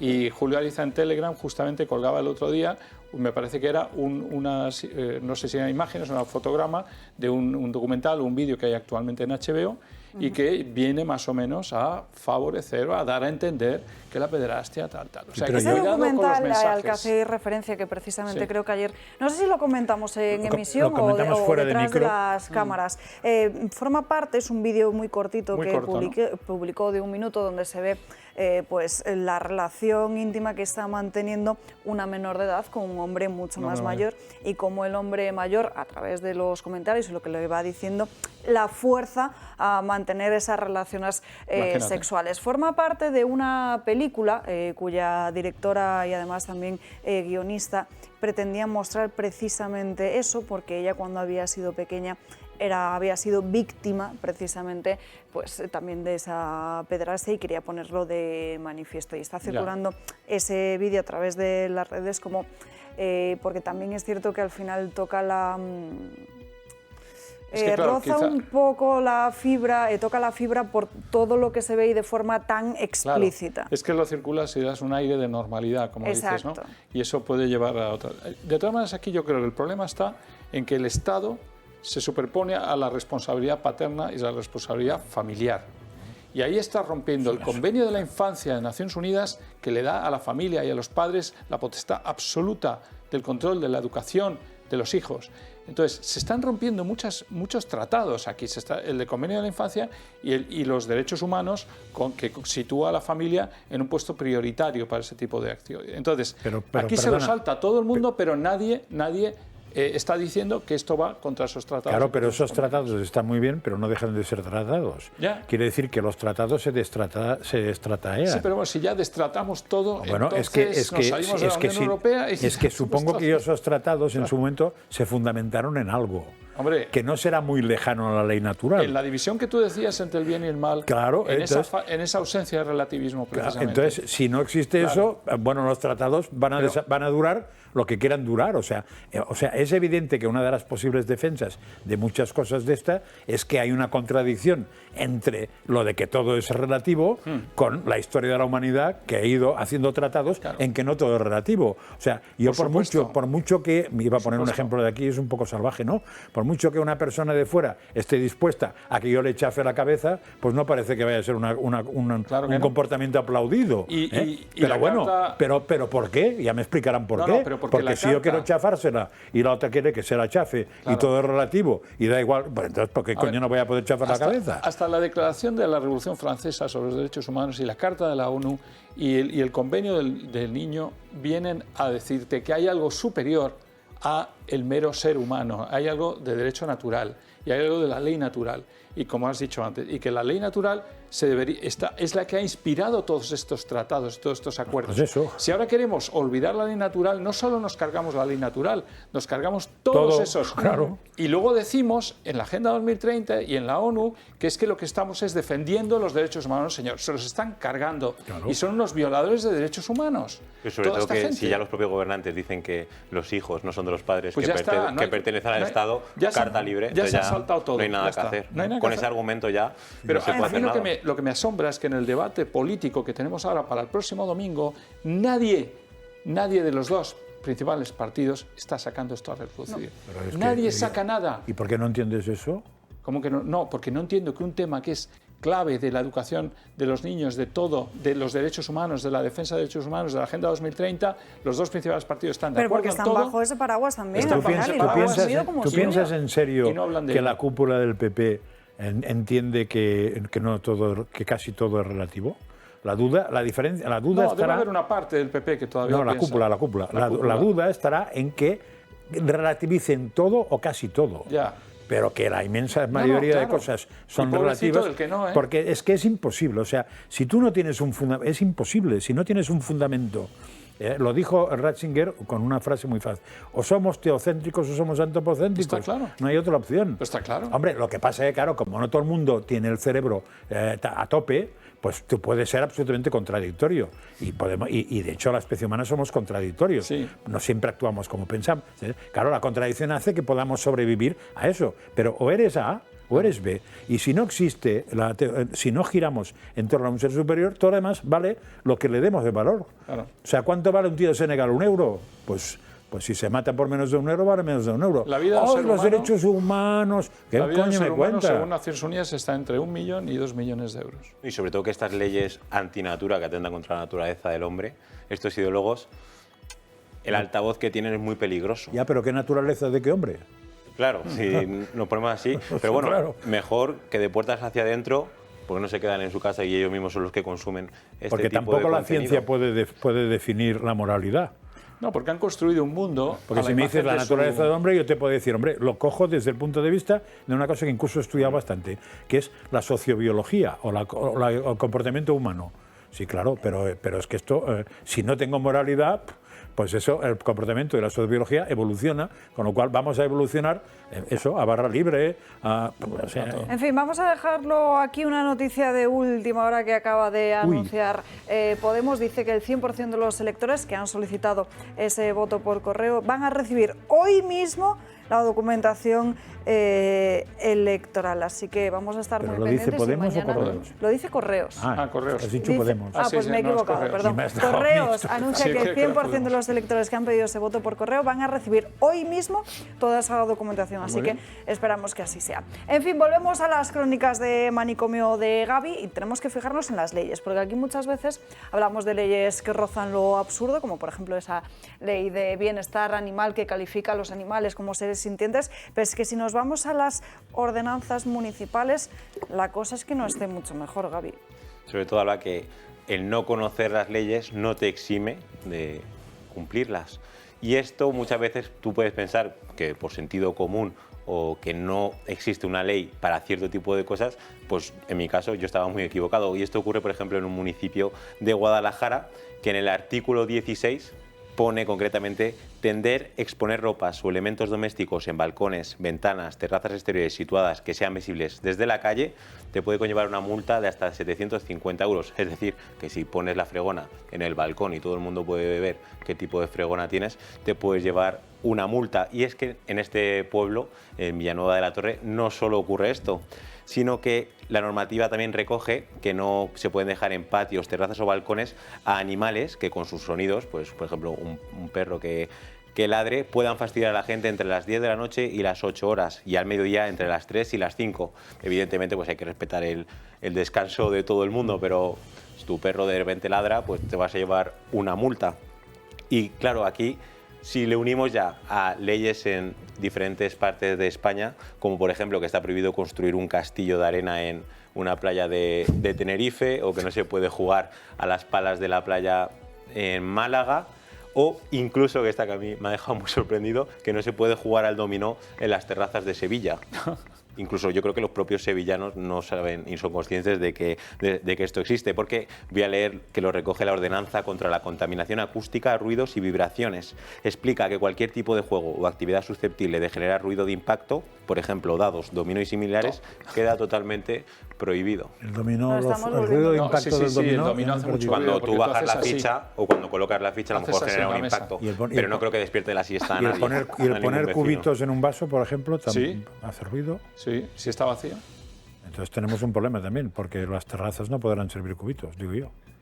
No sé. No, a ver, que capacidad de gilipolleces son infinitas. El tema de la ropa tendida... Pero a veces tienen razones también, o sea, hay cosas de estas. Yo el tema de la estética, pues...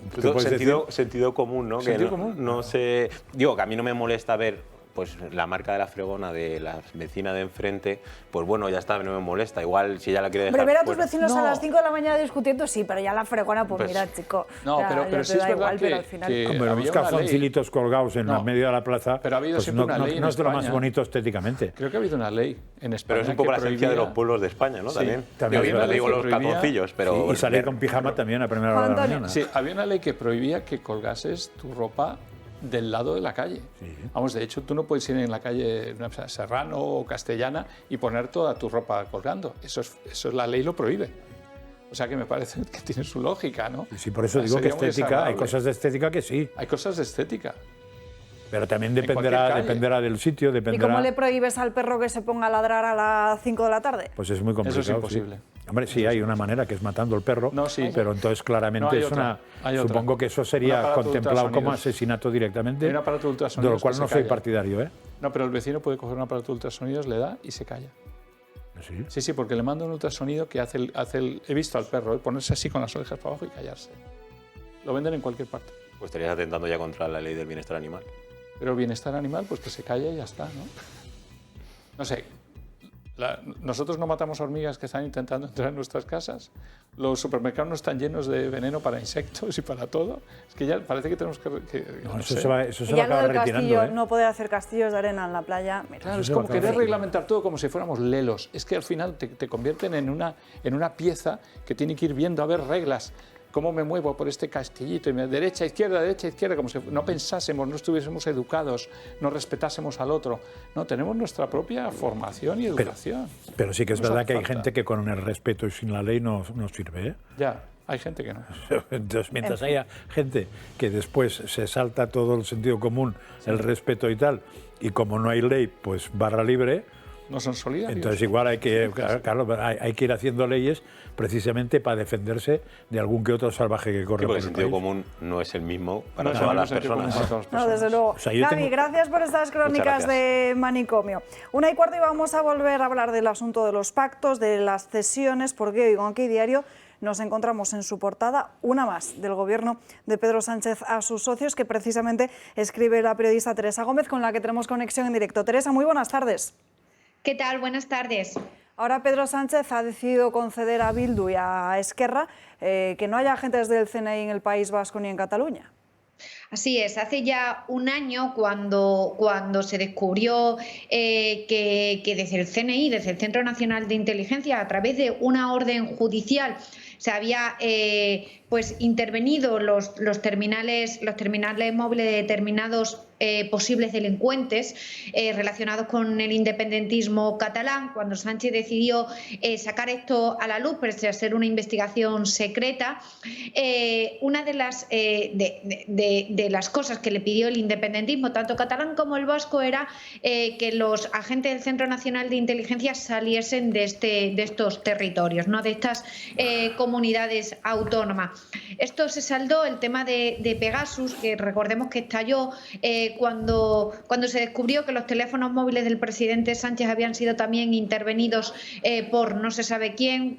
La cosa es que en la Audiencia Nacional se estaba investigando esa causa y debido a la nula colaboración del Gobierno ha terminado en archivo como se esperaba. Lo que hizo Sánchez fue cargarse a la directora del Centro Nacional de Inteligencia, a Paz Esteban, y poner a una nueva directora, Casteleiro. Desde que ha llegado Casteleiro al Centro Nacional de Inteligencia se han ido retirando estos agentes del trabajo de campo, tanto del País Vasco como de Cataluña, un trabajo que hacían que era imprescindible, ¿no? Porque de esta manera se podrían evitar nuevos procesos separatistas como el vivido en Cataluña en el año 2017. Pues lejos de ello, lo que han hecho es ir retirando a los agentes. Ahora mismo no hay ningún agente en el País Vasco y tampoco hay ya ningún agente en la delegación del CNI en Cataluña, porque el último se acaba de retirar hace unas semanas.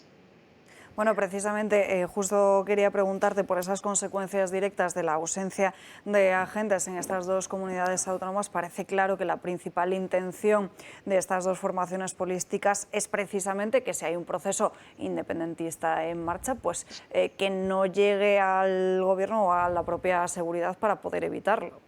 Así es, porque otros asuntos, como por ejemplo el asunto del yihadismo, que también se controla desde el Centro Nacional de Inteligencia, lo van a seguir controlando, ¿no? Es decir, van a seguir teniendo esa precaución y esa vigilancia, en este caso en todas las comunidades autónomas, porque se lleva desde Madrid, ¿no? Pero estas delegaciones en estos dos territorios que eran conflictivos, puesto que había un determinado grupos terroristas también, ¿no? Porque en el caso de ETA en el País Vasco y en el caso de los independentistas catalanes, muchos de ellos procesados ya en la Audiencia Nacional precisamente por el delito de terrorismo, como es el caso de los CDR. Pues en este caso el Centro Nacional de Inteligencia tenía que llevar un control exhaustivo en estos dos territorios más polémicos o que pueden ofrecer mayor dificultades que en otras comunidades autónomas, y la última cesión de Sánchez antes de irse es eliminar estas delegaciones en estos dos territorios de España. Escribías también, Teresa, hace apenas unos días esa noticia de Marlaska, que está desmantelando la UDEF para evitar precisamente que se investigue la corrupción del propio Partido Socialista. Así es, desde que llegó Marlaska al poder, lo que hizo fue en la UDEF, cada vez que quedaba una plaza vacante, pues no cubría esa plaza vacante. ¿Cómo puedes neutralizar una unidad? Quedándola sin agente, así de sencillo. Pues esto es lo que ha hecho el gobierno de Pedro Sánchez con la unidad de blanqueo de capitales, la unidad de la policía que se dedica a investigar la corrupción, ¿no? Y es que ha disminuido sus efectivos en un 50%. Ahora mismo es ahí la mitad de agente que había antes de la llegada del gobierno de Sánchez a la Moncloa. Y también, ¿qué ha hecho? Pues como no quería cambiar su mando de una manera ilegal, porque ya había tenido el lío de Diego de Pérez de los Cobos y de Sánchez Corbí, que recordemos que en el caso de Pérez de los Cobos el Tribunal Supremo ya ha declarado totalmente ilegal ese cese, lo que hizo fue esperar a que el jefe de la UDEF se jubilase, se jubiló el año pasado, y poner al mando a Fernando Alonso, que es un agente que nunca ha trabajado en el tema de investigación y en el tema de blanqueo de capitales, que viene de extranjería, que no conoce cómo se trabaja en estas unidades, y lo pone al frente de una unidad tan importante como es la UDEF. Pues si a estos le sumas que durante los últimos años las plazas vacantes no se han ido cubriendo, se han reducido los efectivos al 50% dentro de la UDEF, y además pones al frente de la misma a una persona totalmente incapaz para este puesto, lo que ha conllevado es que ahora mismo la UDEF no esté llevando ningún asunto de relevancia, ¿no? E inclusive todos aquellos que afectan a la corrupción de los partidos del Partido Socialista. El caso Tito Berni, por ejemplo, es un tema que debería estar investigando la UDEF y no lo está investigando la UDEF, lo está investigando la unidad de delitos, no es de delitos económicos, sino de delitos tecnológicos o algo así, una unidad que no tiene nada que ver con el tipo de delito que se está cometiendo. ¿Por qué se lo envían a otra unidad totalmente distinta? Bueno, pues lo que quieren es que todos los temas de corrupción deriven a unidades no especializadas en corrupción para que finalmente acaben en archivo. Pues Teresa Gómez, muchísimas gracias por estar con nosotros en directo. Te seguimos leyendo en OK Diario. Muchas gracias. Por cierto, ya que ha mencionado Teresa el asunto del caso mediador, ya se lo desvelo. Mañana, a partir de las 12 aquí en Dando Caña, tendremos a Marco Antonio Navarro Tacoronte, el conocido como mediador, para que nos cuente las últimas novedades que hay en torno a esta investigación que salpica directamente a diputados del Partido Socialista.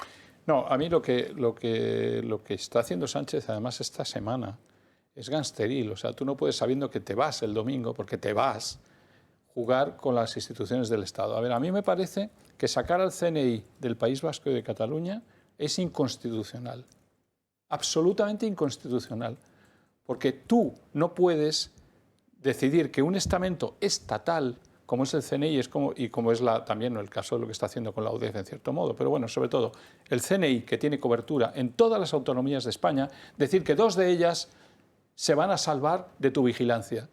Eso va contra la institución, contra el espíritu mismo del Centro Nacional de Inteligencia y contra contra la seguridad del Estado.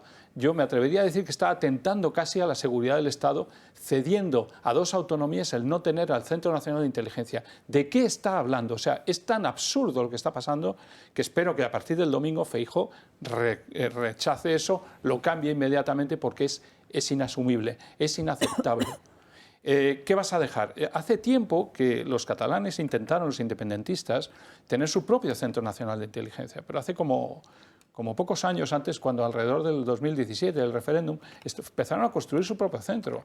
Fueron aplastados de no poder hacerlo, se les prohibió, se les cerró, todo. Y ahora vuelven a las andadas con una cesión de un presidente del gobierno que se va y que está actuando de esta manera 5 días antes. Es inconstitucional, o sea, es imposible. Yo creo que ni sueñen con eso. Yo creo que fundamentalmente lo que es una locura. Y es una locura, aparte, un momento, es que ya no solamente el si yihadismo... es constitucional o no, el no creo que se lo plantee nadie. Eso claro, sí, ¿qué pasa? Que es que los atentados terroristas en Cataluña ya no los vamos a seguir por si luego pasan a Sevilla. No los seguimos en Cataluña. No es que no puedo entrar porque es que Sánchez ha dicho que el CNI no entra aquí. O sea, yo aquí he apuntado que es una locura impensable. O sea, no me creo que funcione así, porque acabará no funcionando. Aunque tú decidas eso, acabarán no pudiendo hacer eso. Porque, ¿no puede? A ver, la única posibilidad de división me parece que es la norteamericana, que es la CIA actúa fuera del país y la no sé qué, la que y el FBI, por ejemplo, actúa dentro. A nivel nacional. Pero esa división ya cuesta de entenderla, porque no existe, porque el malo no es un señor que vaya por fronteras, o sea, no existe eso. Yo actúo mal allí y cuando vengo hasta no existe. Con lo cual ya es una tontería y de hecho el gran problema que tienen es que al final la CIA actúa en todos lados porque no va a estar sin enterarse de lo que pasa dentro y el FBI cuando tiene que salir fuera también sale. O sea, no tiene ningún sentido. Tú dile al FBI que de repente no se ocupe de Iowa. Por eso que no tiene... Y que tampoco de claro, Washington, el dejar una zona vacía sin información quiere decir que los que tienen que defender ese Estado no tienen información. Que se queda sin seguridad. Perdón, no es que no tengan información, es que tienen prohibido tener información, lo cual sería una locura. En España más bien el problema que tenemos es al revés, es que puede haber más bien 3 servicios de información, que serían el de la policía, que no sé cómo se llama, el de la Guardia Civil, que sí que sé cómo se llama, y el CNI. Militar. Y los 3, el problema que tienen es que no se fían demasiado uno de otro y estamos triplicando cosas. Pero bueno, pero eso es un cierta coordinación. Eso es un mal... No, en general es muy difícil. Lo que puede haber es que alguien sea capaz de meterse y que le filtren la información, porque también sería una locura que por tener compartimentos estancos entre servicios de información pasará alguna desgracia. Y eso supongo que se evita. La gente tiene que pensar pero lo otro es una locura impensable. Seriamente si se les ocurre votar al Partido Socialista o a Sumar, que se les ocurra, mira lo que están haciendo. O sea, esto es lo que nos espera. Claro. La pérdida de seguridad pero nacional. Eso no lo sabe la gente, pero sí lo saben. Los socialistas un poquito inteligentes. Pero sí lo saben los afectados sí. y no creo que sean idiotas. Sepan a dónde van. Quiero decir que todas esas cosas son las que hacen que en un momento determinado en un país se busque el cambio, veas que va a haber cambio. Porque la misma gente te lo cambia. Claro, hay tantas instituciones tocadas que las instituciones lo que hacen es, diríamos, como si tiras una piedrecita en un lago, ¿no? Extienden la ola de que pasa algo, de que estamos en la ineficacia, de que eso no funciona. Y que la gente no es tonta, que al final la gente acaba votando el sentido común. Por eso. Esto no va bien, lo cambio. Y la gente lo cambia, con unos partidos o con otros, pero la gente lo cambia. Yo creo mucho en la votación, creo mucho en que se pueden cambiar cosas. En fin, vamos a tratar de seguir hablando de más asuntos. En unos minutos hablaremos con Laura Fábregas, porque en otro intento del separatismo estamos viendo cómo el temor a este domingo es más que evidente y desde el Gobierno de la Generalitat de Cataluña están intentando maniobrar para evitar lo que pueda pasar después de este domingo electoral, donde previsiblemente un gobierno de la derecha será el que sustituya a Pedro Sánchez en el Palacio de la Moncloa. De hecho, hay muchos diferentes medios de comunicación que se hacen eco de la siguiente noticia que van a ver en sus pantallas, la pública de Objective, como decimos, sobre cómo Cataluña está intentando blindar a los directores de los colegios electorales,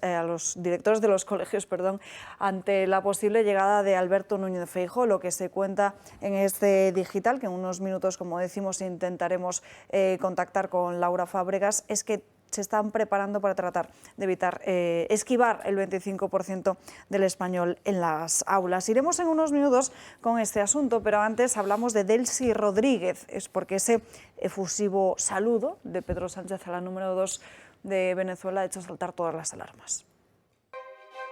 Es una de las imágenes más comentadas del día.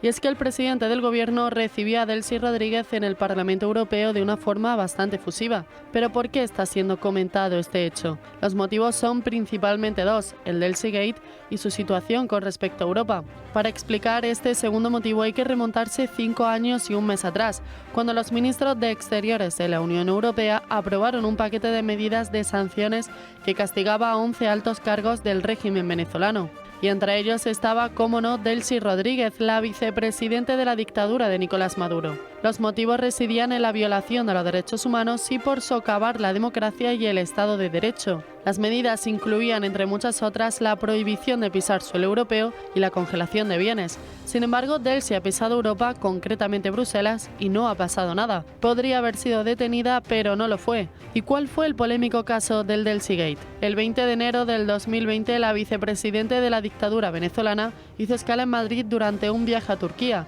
Escala que el entonces ministro de Transportes, José Luis Ábalos, aprovechó para reunirse con ella. De esta forma, los dos obviaron la prohibición de pisar suelo europeo. Después de meses de investigación y polémica, un juez archivó el caso al considerar que Delcy Rodríguez no salió de la zona de tránsito. Sin embargo, todavía quedan muchos cabos sueltos en este caso. Pero mientras tanto, a nuestro presidente le falta casi arrodillarse delante de una dictadura que vulnera los derechos humanos. Bueno, están las redes que trinan con ese efusivo saludo. Sí, pero parece que hay varias cosas ahí. Un tema legal es que hay excepciones a que esta gente no pise el suelo europeo, con lo cual no se habría inculcado ningún tipo de cosa. Otra cosa es que parece un cachondeo, o sea, si realmente a una persona de la Unión Europea... Si está sancionada, ¿para qué planteamos este tipo de sanciones? O sea, sí, exactamente. O sea, yo te sanciono, pero hay una resquicio legal por lo que puedes venir si te recibo yo sin ningún problema. Pero prohibido pisar Schengen. O sea, prohibido pisar Schengen. Sí, menos si lo que quieran los que mandan. Pero si hay un evento, es que me parece tan menos absurdo. Lo que quieran los que mandan. O sea, que puede venir Puigdemont a Madrid, puede venir si hay un evento, ¿no? Por ejemplo. Supone que y volverse a marchar a Bruselas. ¿También se aplica? No. Dependerá si interesa o no. Claro. Si no te interesa, no. Y si te interesa, sí. O sea, es lo típico de echar la ley, echar la trampa. Pues nada, es una manera de que nos emocionemos mucho con el planteamiento de la Unión Europea todos, por aquello de que consideramos que es muy coherente. No, y la connivencia de Van der Leyen y de todos estos en Bruselas con Delsi, no solo eso, sino con el gobierno venezolano, con Maduro, estamos hablando de Lula, Maduro, Petri, Boric, Obrador. Es que ya son muchos los que hay en América, en países muy importantes, que son todos miembros del mismo club, ¿no? Del club del Foro de Sao Paulo. Quedaban estos solo, así como marginados, claro, quedan estos y Cuba, ¿no? Y Cuba me parece que ya empieza a haber... Pero ¿os dais cuenta que la aceptación por parte de los globalistas, y hablo de los globalistas que están en Bruselas, de las dictaduras, en particular comunistas, es enorme? Es la flexibilidad que tiene Bruselas con la dictadura y ¿dónde está su defensa? Esa esencia europea de los derechos humanos, por favor.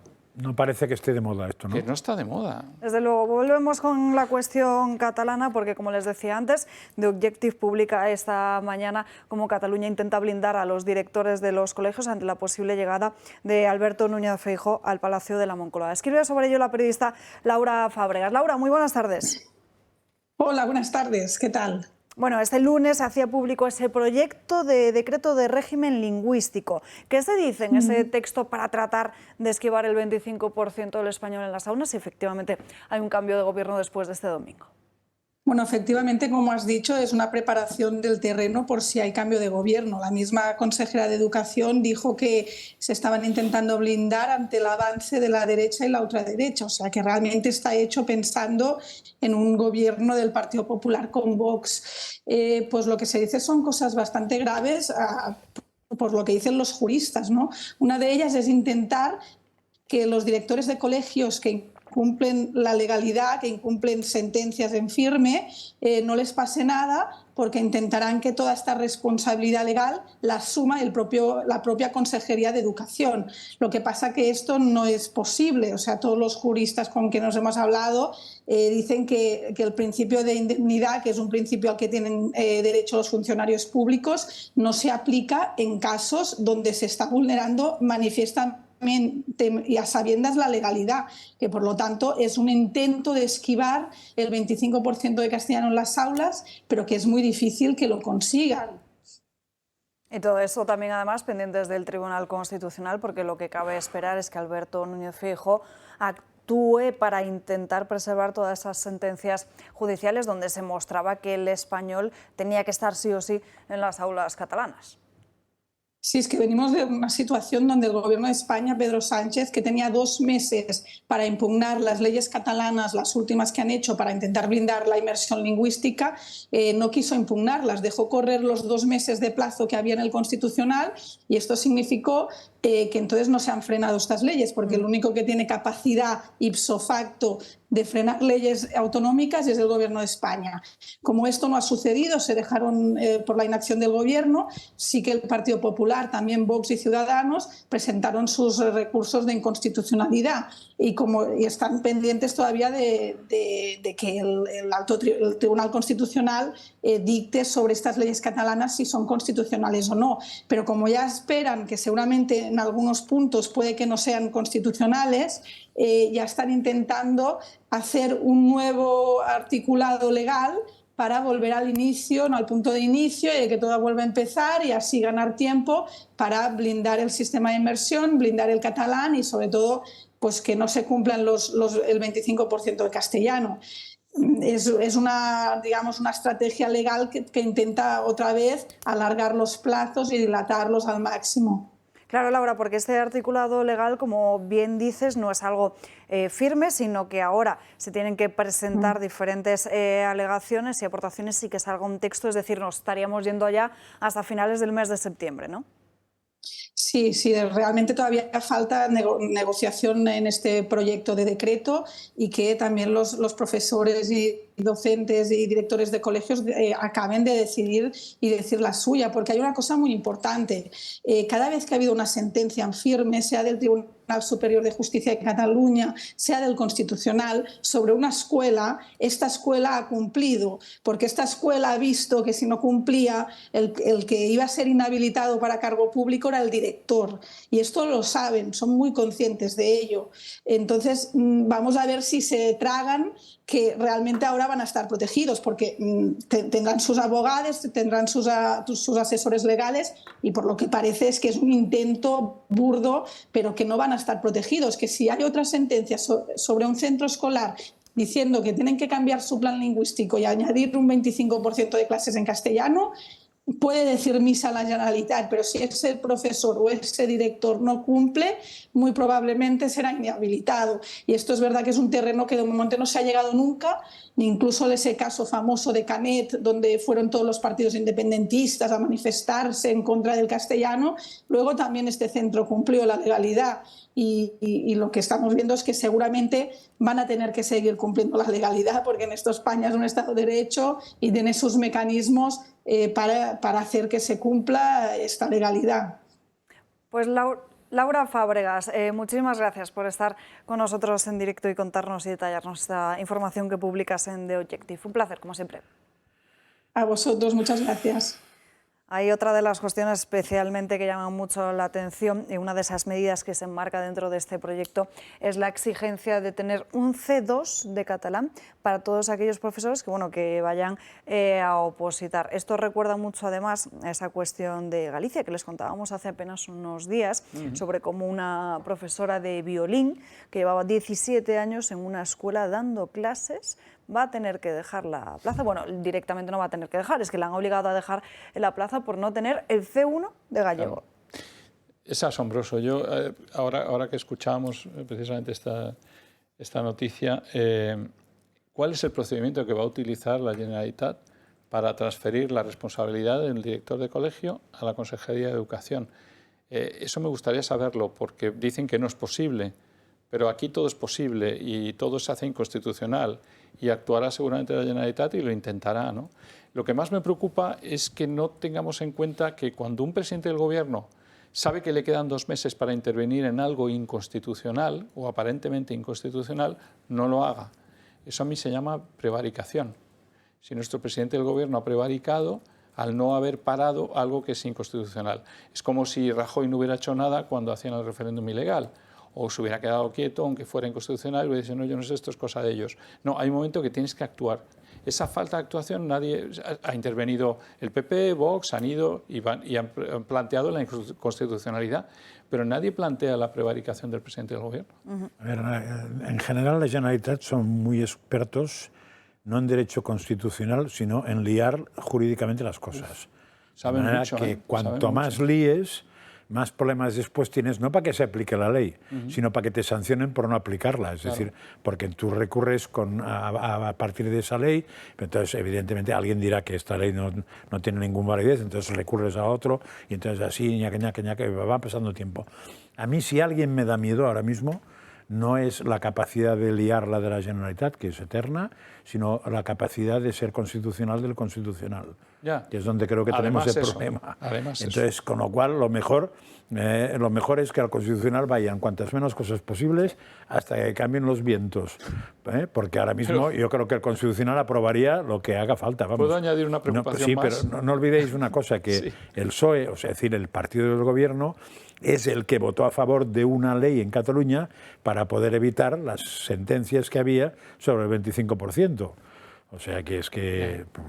Con las amenazas actuales de los independentistas catalanes y los vascos de hacer un referéndum y demás, con esas amenazas, ¿pensáis que la llegada de Feijóo, un defensor de la autonomía acérrimo, y no sabemos si con suficientemente fuerza como para parar estas cosas, será suficiente para parar los juegos de la Generalitat? Yo creo que solo no. No olvidemos que Rajoy pudo hacer algo porque no lo hizo solo. Porque si lo llega a hacer solo, primero... que no lo hizo solo. No lo hubiera hecho. Ya. Y segundo, que como mínimo necesitas una mayoría en Congreso y Senado para poder aprobar lo que quieres tú. O sea, solo es la típica cosa que ya, diríamos, legalmente no puedes hacer, o sí, pero normalmente según los votos no puedes hacer, y que políticamente no haces ni loco. Pero mayoría va a tener. Ponte que con Vox tiene mayoría en Senado y Congreso. Si pones a Vox ya cambia mucho, porque entonces la pregunta no es lo que esté dispuesto a hacer Feijóo, la pregunta es lo que esté dispuesto a obligarle a hacer Vox, que es un poco distinto. Entonces, Claro, si el otro no quiere, tiene un problema. ¿Y hasta dónde lo queda llevar? Yo espero que Vox lo llevará al límite eso. Pero por eso hay gente que piensa que es muy importante que gane el bloque de la derecha, pero no con un PP libre, sino con un PP cogido por las orejas, es lo que va a pasar, de manera que se le ayude en temas de fondo, que son los que el PP, hemos dicho antes, que relativiza suficiente como para que le preocupen un pimiento, y haya gente que no relativice tanto. Entonces, pues eso fuerza bastantes cosas, ¿no? Hablamos de otras preocupaciones también que tendrá que quedar manifiesto después del 23 de julio, si hay ese cambio de gobierno, que es el respeto a nuestra propia soberanía y también a nuestras fronteras. Hablando de la cuestión marroquí, Israel ha reconocido en las últimas horas la soberanía de Rabat sobre el Sáhara. Israel reconoce formalmente la soberanía de Marruecos sobre el Sáhara Occidental. El primer ministro israelí Netanyahu ha enviado una carta al rey Mohamed VI. La Casa Real Alauí lo ha confirmado según un comunicado que ha recogido la agencia MAP. Desde Israel confirman que la decisión se verá reflejada en todos los actos y documentos pertinentes del gobierno y transmitirán la decisión a Naciones Unidas y a todas las organizaciones, así como a los países con los que mantiene relaciones diplomáticas. El país de Oriente Próximo, según recoge la carta, se plantea abrir un consulado en la ciudad de Dajla para concretar la decisión. Marruecos con este reconocimiento se hace más fuerte. Israel se une a países como Estados Unidos, Alemania o España en su apoyo al reino alauí sobre la soberanía del territorio. Pedro Sánchez dio un giro a la posición española sobre el Sáhara Occidental, enviando también una carta al rey Mohamed VI reconociendo su autoridad sobre la zona. Dicha carta parece ser que no la escribió el presidente, habría sido redactada por alguien, la tenían en sus manos y la enviaron directamente. Moncloa no confirma el envío de la misiva. Sánchez ha reconocido en reiteradas ocasiones que no ha cambiado la postura, que ha seguido la línea de otros presidentes como Zapatero o Mariano Rajoy, algo que no ha pasado.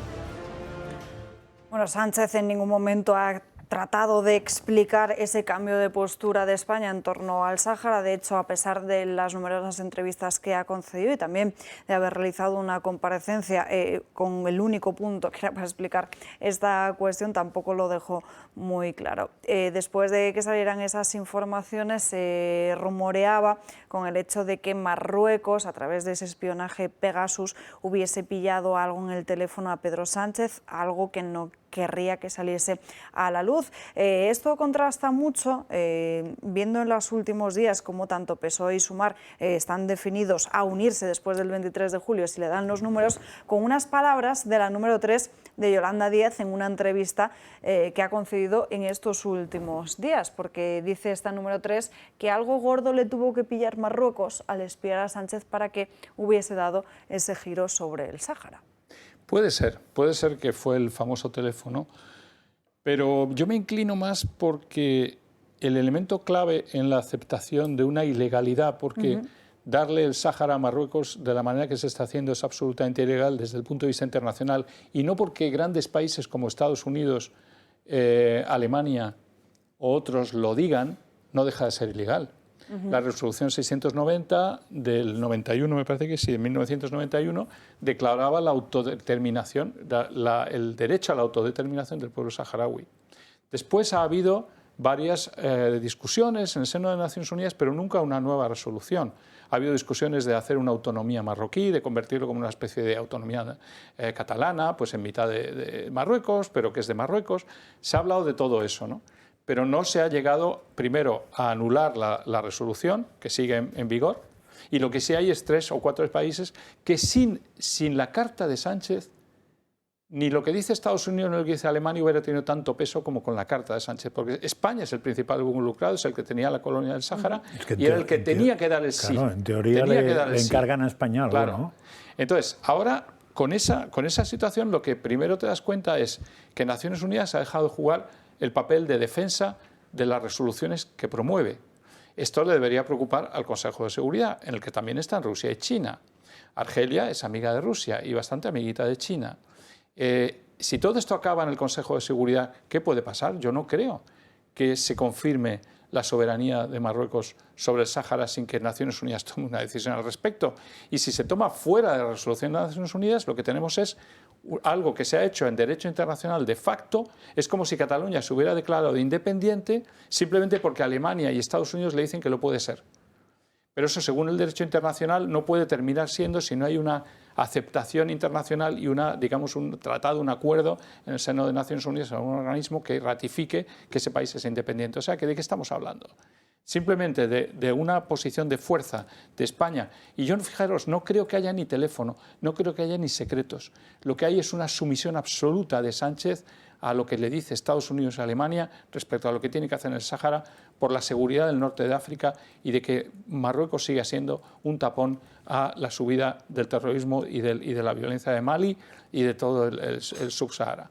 Entonces, creo que ahí está, todos de acuerdo con Marruecos porque vas a ser el tapón, vas a ser nuestro colaborador y te damos todo. Y Israel, por supuesto, te da el Pegasus, que le dio el Pegasus para espiar a quien quiera. Israel ya se ha vendido absolutamente a Marruecos y Marruecos a Israel y a Estados Unidos. Lo ha hecho bien, ahora recibe misiles de Estados Unidos, es una amenaza para Ceuta y Melilla. Estamos genial. Y nuestro querido Sánchez, por supuesto, presidente del gobierno español, que no defiende la soberanía española ni tiene el miedo que le debería tener en este momento a Marruecos, que yo creo que es como para tenérselo. Porque en este momento tiene a Israel con todos sus servicios secretos, con todo su Pegasus, con todos sus Estados Unidos, con todos sus misiles, y nosotros dos ciudades, dos partes de España metidas en el continente africano, y con presidentes de gobierno como este, que yo no sé a dónde podrían ir a defenderlas. Espero que Feijóo sea muy duro, pero si no tiene a Vox, no.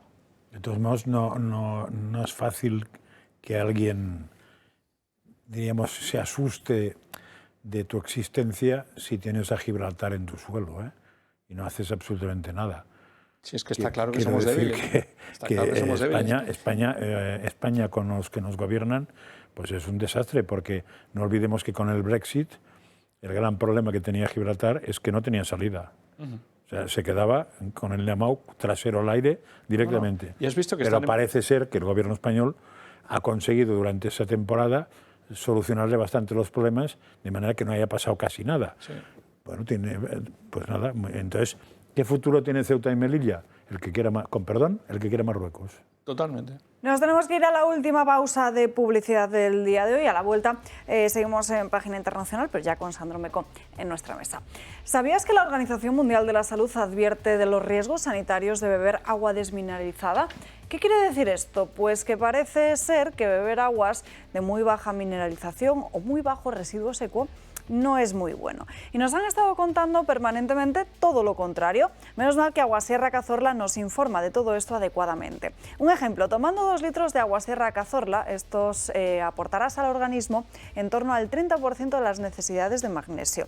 Creo que sabes de sobra las bondades de este mineral. Aguasierra Cazorla tiene 41 miligramos por litro de magnesio, 401 miligramos por litro bicarbonatados. El bicarbonatado tiene un gran valor digestivo, además de ser un gran alcalinizante. De ahí que Aguasierra Cazorla tenga un pH de 8,1 y solamente 1,3 miligramos de sodio por litro. Creo que no existe otra igual. ¿Sabes que elaboran con la base de esta misma agua refrescos de naranja y limón sin azúcar y sin gas? Sin duda los más saludables para la familia. Y también la bebida isotónica Evo 2 con muy poco azúcar, la idónea para los deportistas profesionales. Ya sabes qué agua debes beber. Aguasierra Cazorla, no lo dudes.